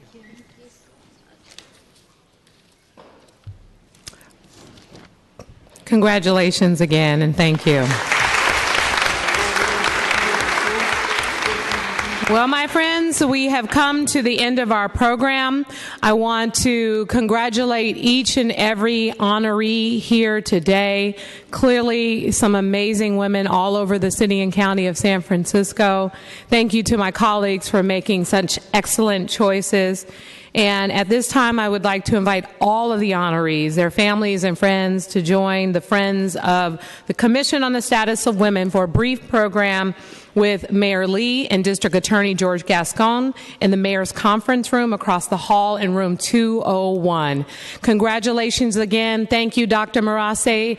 And ladies, we'll be seeing you out and about doing the great work that you continue to do for the city and county of San Francisco. Thank you.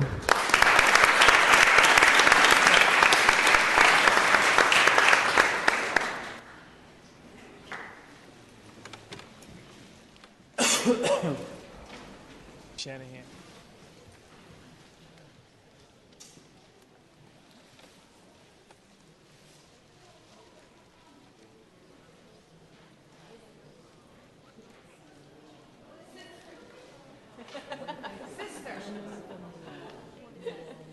I know that voice. Thank you for your work. Are you serious?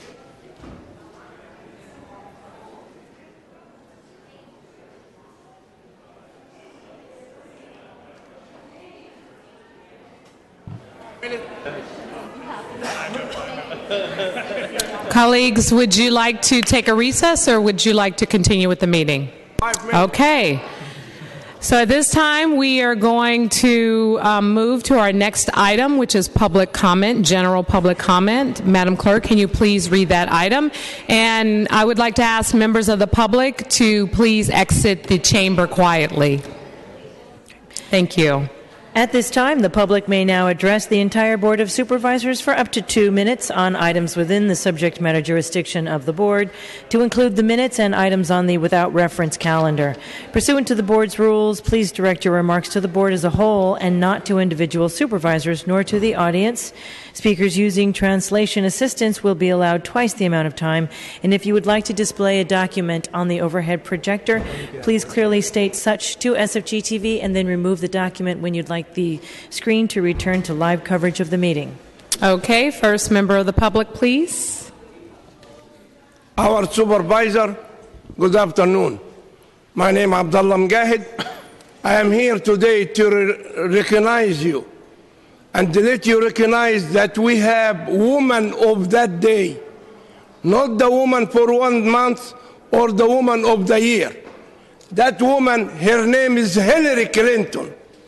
She's going to win today. I am very proud to receive it, her letter yesterday, and I want to give 12 copies to let our supervisor include Madam Clark, 1 copy to read it. I said something for her, and I want to share with you. Hillary, we love you. California voter, all for you. The White House, you know the door. The Republican, nobody wanted them anymore. Remember us when you win. Don't worry about the other. Madam President, I have paused the speaker's time. Sir, you cannot campaign in the chamber. Speak generally about Hillary Clinton, please, not about voting for her or the election. Please. Okay.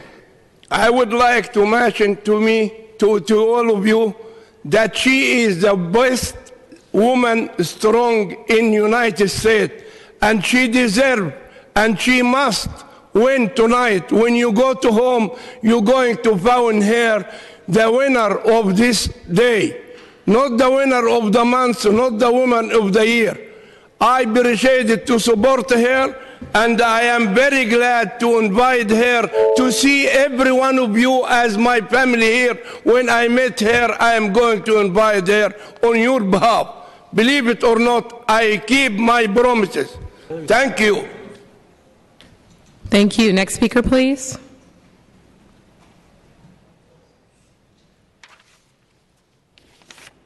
Good evening, Supervisors. Rob Poole, the Housing Action Coalition, speaking on behalf of the organization's 300 business organization individual members. I'm here to speak on item 24, which is to amend the Transbay redevelopment plan area to allow for a 400-foot tower at Block 1, also known at 160 Folsom. And we would just encourage you to approve the item to move it to the full board on April 12th.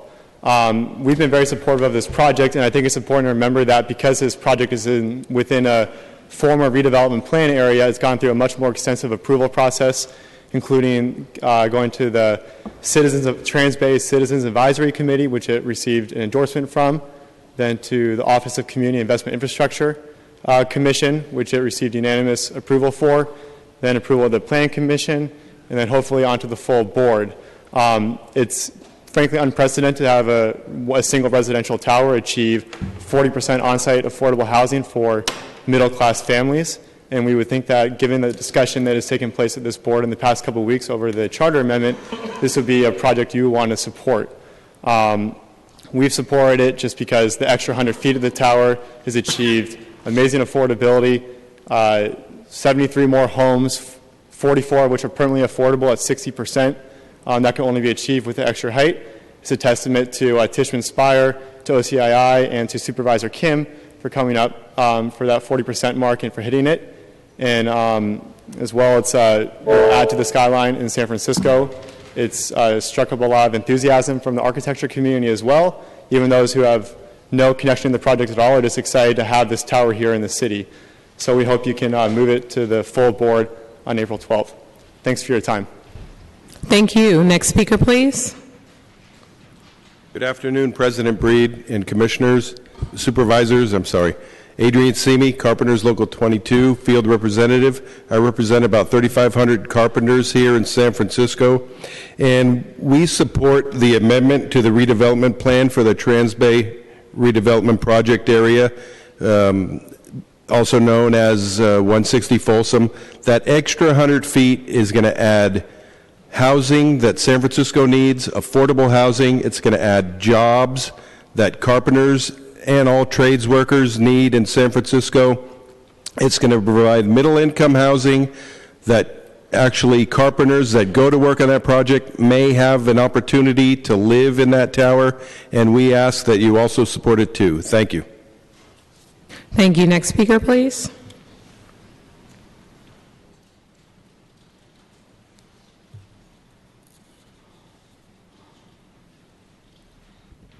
Tom Gilberti. Disappointments.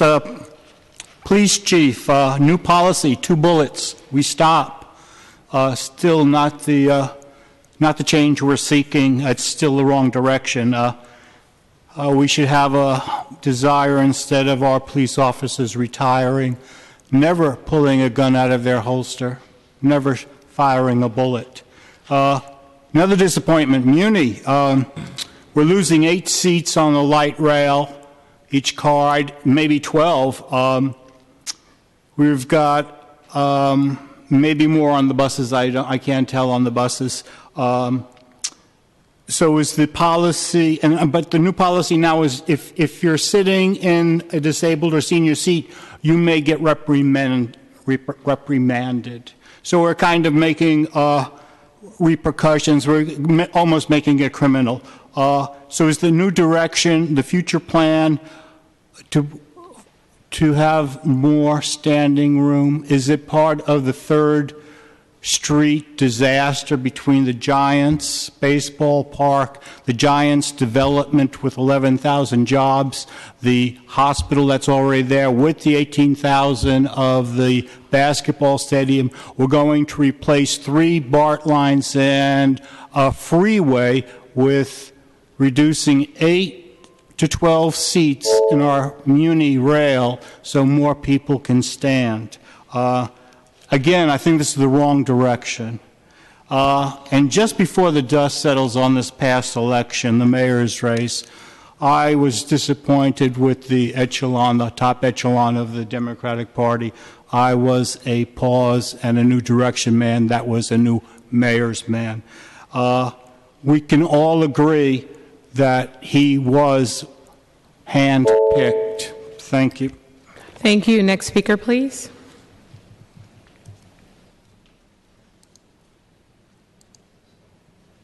Good afternoon, Supervisors. Joe Wilson, Hospitality House, urging the board to move with deliberate speed to address the widening and deepening housing affordability crisis. I can appreciate the value of feasibility studies. I'm just anticipating with some degree of trepidation months spent questioning the study's conclusions, challenging the study's methodology, debating the study's empirical data. Meanwhile, communities across the city, Bayview, Visitation Valley, OMI, Chinatown, and Tenderloin, experiencing increasing poverty, deepening inequality, and a widening affordability gap.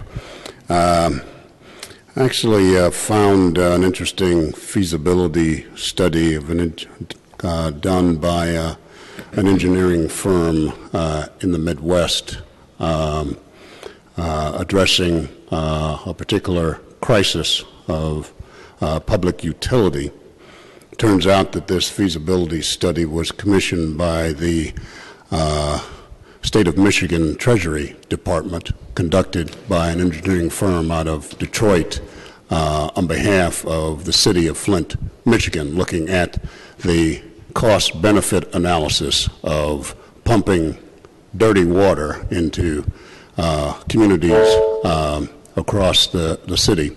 And it turns out that they concluded that it would be economically feasible to use dirty water rather than to continue to use healthier, cleaner water because the economics did not work. I urge you to make sure that when you act in the best interest of the public, not merely because the numbers work. Thank you.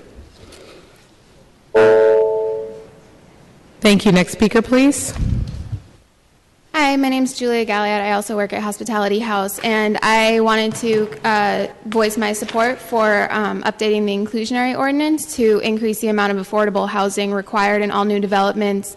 I work with lots of members of the community, and affordable housing is by far the #1 concern. I've also been part of several community coalitions and groups that meet with developers and try to negotiate something so that they can come to the neighborhood in a more cohesive way, and time again, they say that they will only build the legal minimum of affordable housing, despite what their budgets are.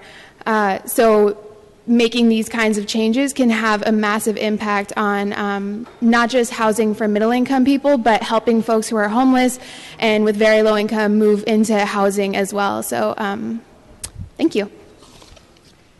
Thank you. Next speaker, please. Good afternoon, Supervisors. My name is Nick Pasquariello. I testified at the Planning Commission last week and also at the January hearing. I am deeply troubled by the misuse of the word affordable.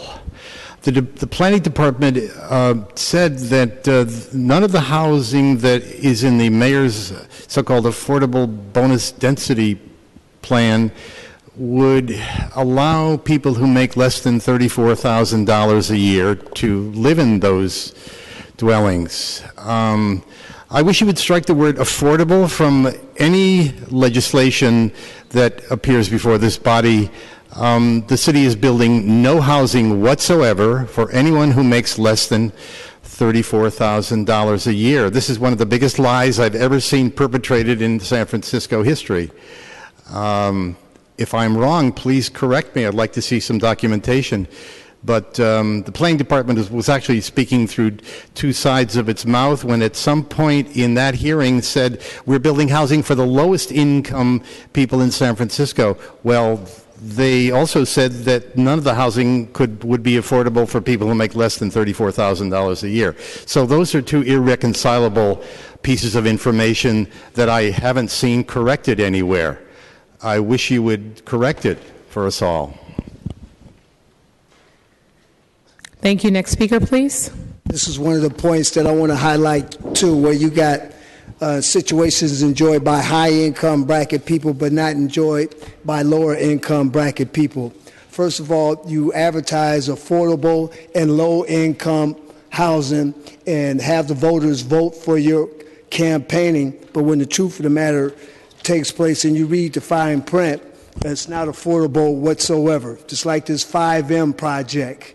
I watched one of your supervisors speak to the public and say that you're providing housing opportunities for teachers, and teachers can afford to live in the 5M building. And then I watched a city attorney from this side of the chamber talk about he talked to the Board of Education director, and his staff can afford to live in the 5M building. Then when public comment comes, not one, but 5 school teachers explained and testified that they cannot afford to live in the 5M apartment building complex. And then by the same response, a nurse comes and testified that she cannot afford to live in the 5M apartment building complex. You claim low and affordable income affordable housing, when the lowest income for that building is $71,000. The next income bracket is on or about $89,000 and tops off at about $105,000. That's not affordable low-income housing. You fraud and information. And then the same thing with this Proposition D pertaining to Mission Rock.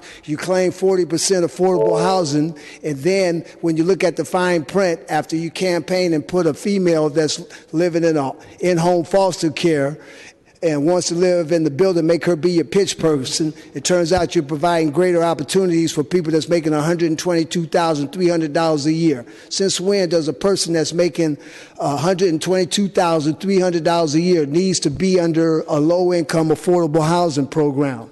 Now, I want to point out that there's actually been articles that also point out that... Thank you. Thank you very much. Next speaker.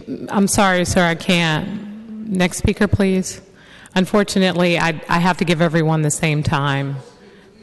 It's 2 minutes. So the Sunshine Ordinance say the public is supposed to speak for 3 minutes. And yesterday, when Cohen was having their meeting, when the judges is trying to get more money out of the city, you let them talk for about 2 or 3, 4 minutes. Sir, thank you very much.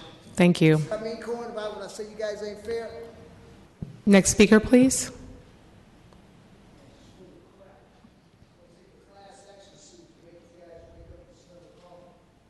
Hello. I just wanted to speak about an experience I had yesterday, and this was walking on Market and Buchanan. I stopped and saw there were 3 people who were on the sidewalk, and I saw a police officer harassing them.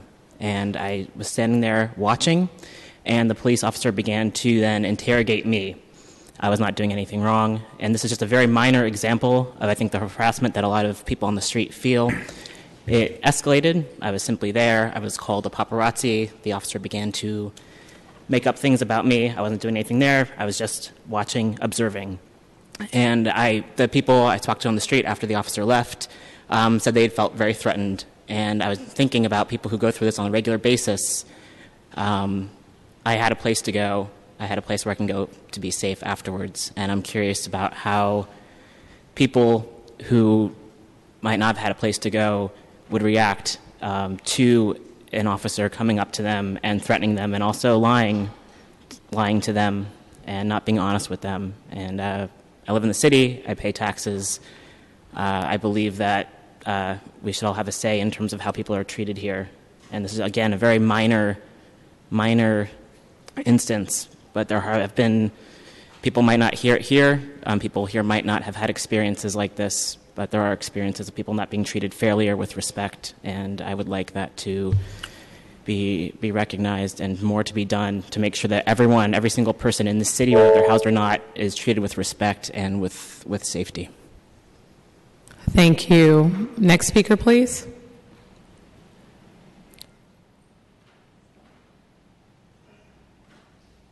George Brayson. I live in the South Market, and Jane Kim is our district supervisor. And I live in Clementina Towers. My issue is housing, the unaffordability of housing. I, for one, I gross under $60,000 a year, and I'm a veteran, Vietnam veteran, and I have a eligibility homeowner's certificate. I participated in META. I participated with a couple of other the mayor's first-time homeowners program. to no avail has I been able to, and this was 2011, 2014, and 2015. I have certificates. Nothing ever came of it. And the transitioning between San Francisco Housing Authority with the property at 330 and 320 Clementina is questionable, and I think that my residency there is in jeopardy. And I think that, you know, I don't believe that this AMI 120% plus 12% housing affordability is appropriate, and I think it should be a little bit more conscientious in your decision-making process in terms of affordability. I mean, make it, if it's going to be affordability, make it affordability. 120% doesn't cut it, not for me, and I refuse to be displaced. Thank you very much. Are there any other members of the public who'd like to provide public comment at this time? Seeing none, public comment is closed. All right, colleagues, we have some unfinished business, but we will go to items 18 through 25, our adoption without committee reference. So, Madam Clerk, can you please call items 18 through 25? These items are being considered without committee reference. A single roll call vote may enact any of these items. A member may object, sever an item, and have it considered separately. Okay, are there any members who'd like to sever any items? Supervisor Yee? Yes, item number 22. Okay, Supervisor Peskin? Item number 25. All right, so at this time we are 22, 25. And Madam President, item number 23. 23. Okay, on the remaining items, Madam Clerk, can you please call the roll? Supervisor Wiener? Wiener, aye. Supervisor Yee? Aye. Yee, aye. Supervisor Avalos? Aye. Avalos, aye. Supervisor Breed? Aye. Breed, aye. Supervisor Campos? Aye. Campos, aye. Supervisor Cohen? Aye. Cohen, aye. Supervisor Farrell? Farrell, aye. Supervisor Kim? Kim, aye. Supervisor Marr? Aye. Marr, aye. Supervisor Peskin? Aye. Peskin, aye. Supervisor Tang? Aye. Tang, aye. There are 11 ayes. Okay, those items are adopted unanimously. Madam Clerk, please call item 22. Item 22 is a resolution to establish city policy to maximize the percentage of affordable inclusionary housing in market rate development through board ordinance and to ensure fairness and feasibility. Supervisor Yee. Thank you, President Bree. As I was mentioning earlier, this is a resolution that will frame further work in defining and establishing for a few years what is really the percentage of affordable housing we would like to move forward with in the charter amendment that will be on the June ballot. And much of this is the time frame that we would like to do this in. So I had submitted the resolution last week, and now there's been some discussion about certain language that we would like to amend. And it's been agreed upon, as I mentioned earlier, between the author of the charter amendment and the city administration. So let me read out real quickly or highlight the summary of the amendments that we're talking about. So one of the amendments we included was the Board of Supervisors intend to adopt trailing ordinance by April 19th, 2016, so we're time definite. The second amendment would be trailing ordinance will include a grandfathering clause to ensure fairness for projects in the pipeline. And then the third amendment would be trailing ordinance will include a feasibility clause requiring the controller and the city departments to conduct a periodic economic study to maximize affordability in the city's inclusionary housing requirements. Number 4, the first economic feasibility analysis shall be prepared prior to May 31st, 2016, and will provide that the Board of Supervisors will review it within 3 months of its issuance. Number 5, trailing ordinance will allow for the project's middle income units to be 100% of AMI, and the Board of Supervisors will set the maximum affordable unit pricing based on input from the feasibility study. And number 6, trailing ordinance shall allow for the city to approve projects by development agreement, which could include variations from the inclusionary housing requirements. So these amendments, this amended resolution lays the groundwork for the trailing ordinance and indicates a good faith effort to adopt this by April 19, 2016, with the provision indicated in the summary of amendments I had just outlined. I feel comfortable with supporting the charter amendment as it was introduced, and to pass this resolution with the understanding that these are the agreed upon framework for drafting and trailing legislation. So colleagues, I hope to have your support in this. So first I would like to say that make a motion for amending the resolution. Okay, so Supervisor Yee has made a motion. It was seconded by Supervisor Farrell. Before we adopt the amendment, I just needed a point of clarification on the proposed trailing ordinance and the date certain of April 19th, 2016. Can you please explain where that date came from and if it's actually realistic based on the fact that it's March 1st and this is, it may take a little bit more time than that? Yeah, the purpose of that date is to show intent to introduce the ordinance. So it's not the completion. And I'll defer that to Supervisor Kim to further answer that since she was part of the discussion. Okay, Supervisor Kim. Thank you. Through the chair, this was a date that was negotiated with all parties. It was in conjunction with the mayor's office. They will be working very closely with the planning department to ensure a swift hearing of the trailing ordinance, so that we can have this in land use and to pass it by April 19th now. So this was a date that was worked out. We did go through the weeks, and we did get assurance from the mayor's office that the planning department, that they would work with the planning department to make sure that we could hear this back of the board by middle of April, to provide assurances to stakeholders on all sides in terms of the charter amendment that is moving forward for the June primary ballot.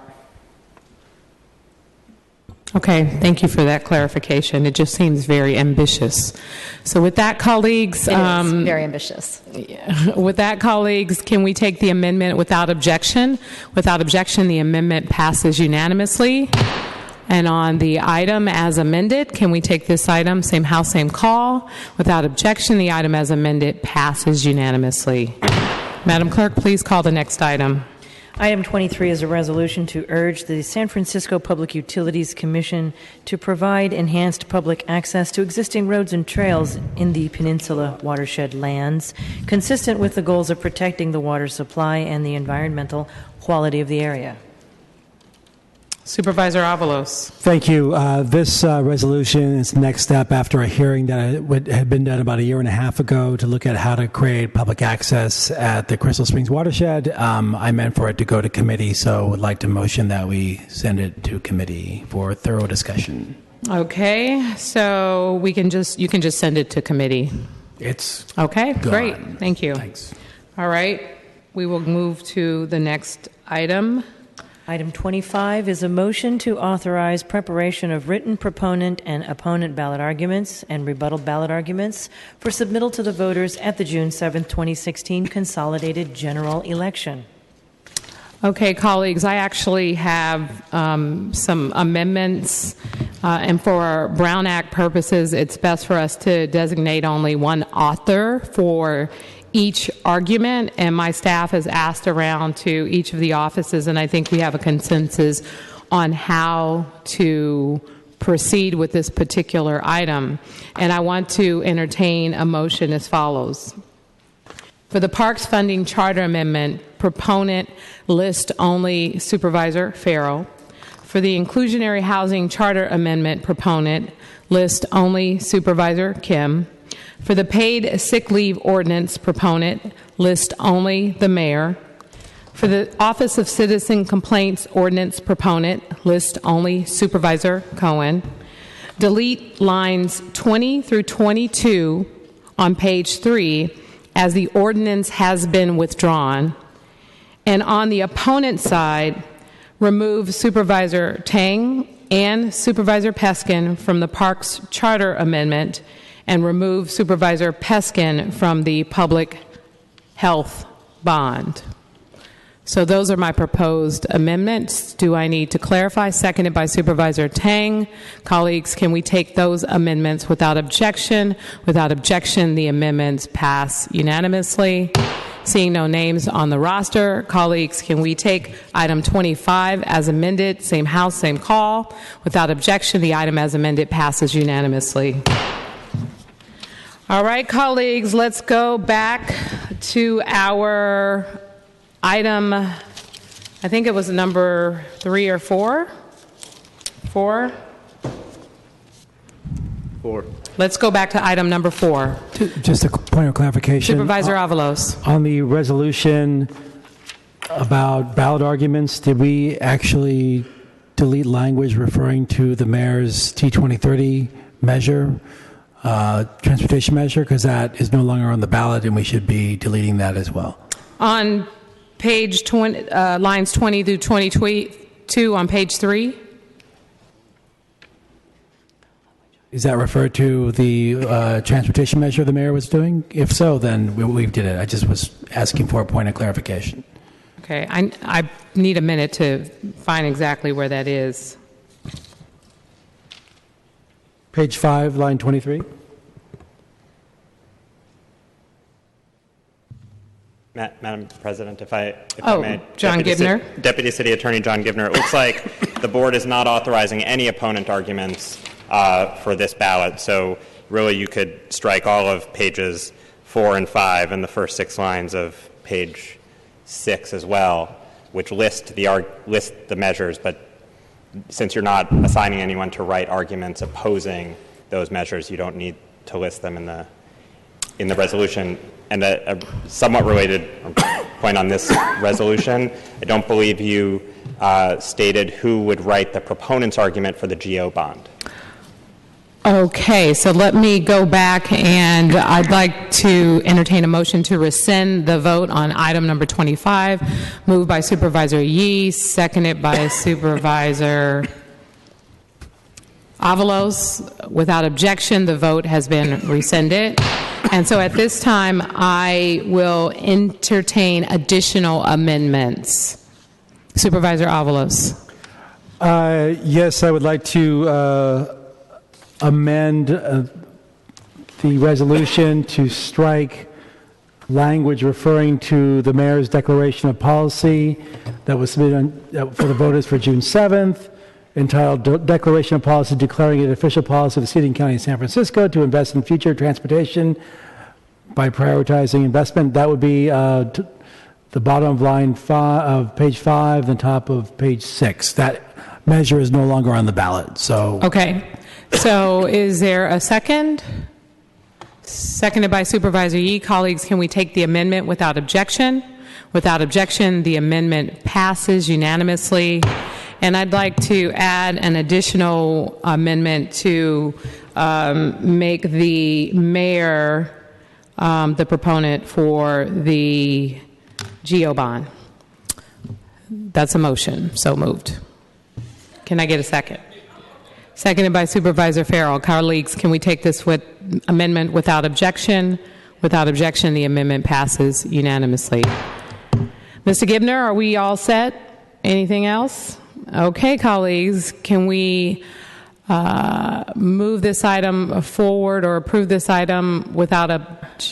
And Madam President, just for clarification, you rescinded the vote earlier. All of your previous amendments stand as made by yourself and by Supervisor Tang.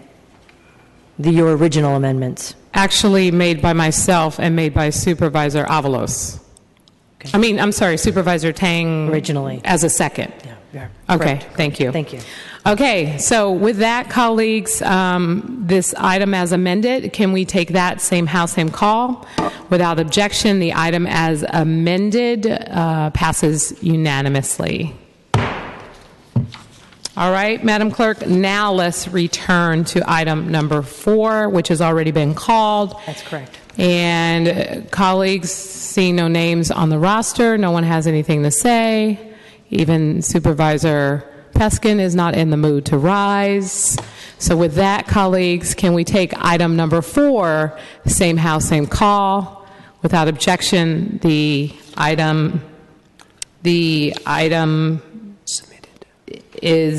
passes unanimous. Submitted. The item is submitted unanimously. Thank you. All right, Madam Clerk, can you read the in memoriams? We have an imperative item on behalf of Supervisor Marr, Madam President. Oh, we do, don't we? A resolution commending the Balboa Theater on the occasion of its 90th anniversary and declaring March 6th as Balboa Theater Day in the city and county of San Francisco. All right. Thank you, President Bree. Can I please have a copy of the item? Has it been circulated? As we speak. So, President Breed, I was just okay, going to acknowledge Supervisor Marr.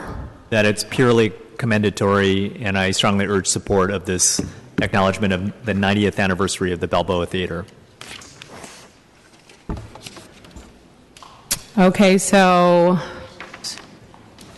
we have an imperative item, colleagues, which requires the board to adopt 2 separate findings by a 2/3 majority or 8 votes before unanimous adoption of the item itself. So we need to take the first finding. And so the first finding is that it is purely commendatory, and so that has been moved by Supervisor Marr, seconded by Supervisor Farrell. Colleagues, can we take that without objection? Without objection, the motion passes. And the second finding is that the need to take action came to the attention of the board after the agenda was posted. So I acknowledge that, yes. Okay, so it's moved by Supervisor Marr. Is there a second? Seconded by Supervisor Farrell. Colleagues, can we take that without objection? Without objection, that passes unanimously. Public comment, Madam President. And on the actual item itself, it is now open to public comment. Are there any members of the board who'd like to specifically comment on this imperative item? Please come forward. 20. Juicy, do you have a copy of the imperative item? Can you speak into the microphone, please? Okay. In supporting the resolution for the Balboa Theater, occasion of the 90th anniversary, and declaring March 6th as Balboa Theater Day in the city and county of San Francisco, I would like to also thank them for having an Oscar party on Sunday night. They were one of the theaters who had an Oscar party along with the Roxy, because San Francisco, we are an Oscar city. And I hope this will bring more shine to what's going on over at the John Coltrane. The women over there are holding up that today over the Coltrane Church. So I hope we know that we are Oscar City, but we also need the good women that you guys get these awards to them, get them some work, and let them bring us all together and live in this city. Since this is a women's world, a woman's world, it's very important that on this day I wore this green hat because I call it Green Women St. Patrick's Month March Madness. And we really hope that San Francisco will have a woman like Barbara Lee, who secured $300 for single people living in Section 8 and $500 for family people living in Section 8 to stay there. And it said our city had not asked anyone to go in and do anything for housing. So thank you, Balboa Theater and the Balboa High School. Thank you very much. Are there any other members of the public who'd like to comment on this particular imperative item? Seeing none, public comment is closed. Colleagues, can we take the approval of this item? Do we need to do a roll call vote, Madam Clerk? Roll call vote, Madam President. All right, roll call vote. Supervisor Wiener on the imperative. Wiener, aye. Supervisor Yee. Aye. Yee, aye. Supervisor Avalos. Avalos, aye. Supervisor Breed. Aye. Breed, aye. Supervisor Campos. Aye. Campos, aye. Supervisor Cohen. Aye. Cohen, aye. Supervisor Farrell. Farrell, aye. Supervisor Kim. Kim, aye. Supervisor Marr. Aye. Marr, aye. Supervisor Peskin. Aye. Peskin, aye. Supervisor Tang. Aye. Tang, aye. There are 11 ayes. Okay, the item passes unanimously. Madam Clerk, can you please read the in memoriams? Yes, today's meeting will be adjourned in memory of the following beloved individual on behalf of Supervisor Peskin for the late Mr. Chin Yin Wu. Okay, Madam Clerk, this brings us to the end of our agenda. Is there anything else before us? That concludes our business for today. Thank you, everyone. We are adjourned.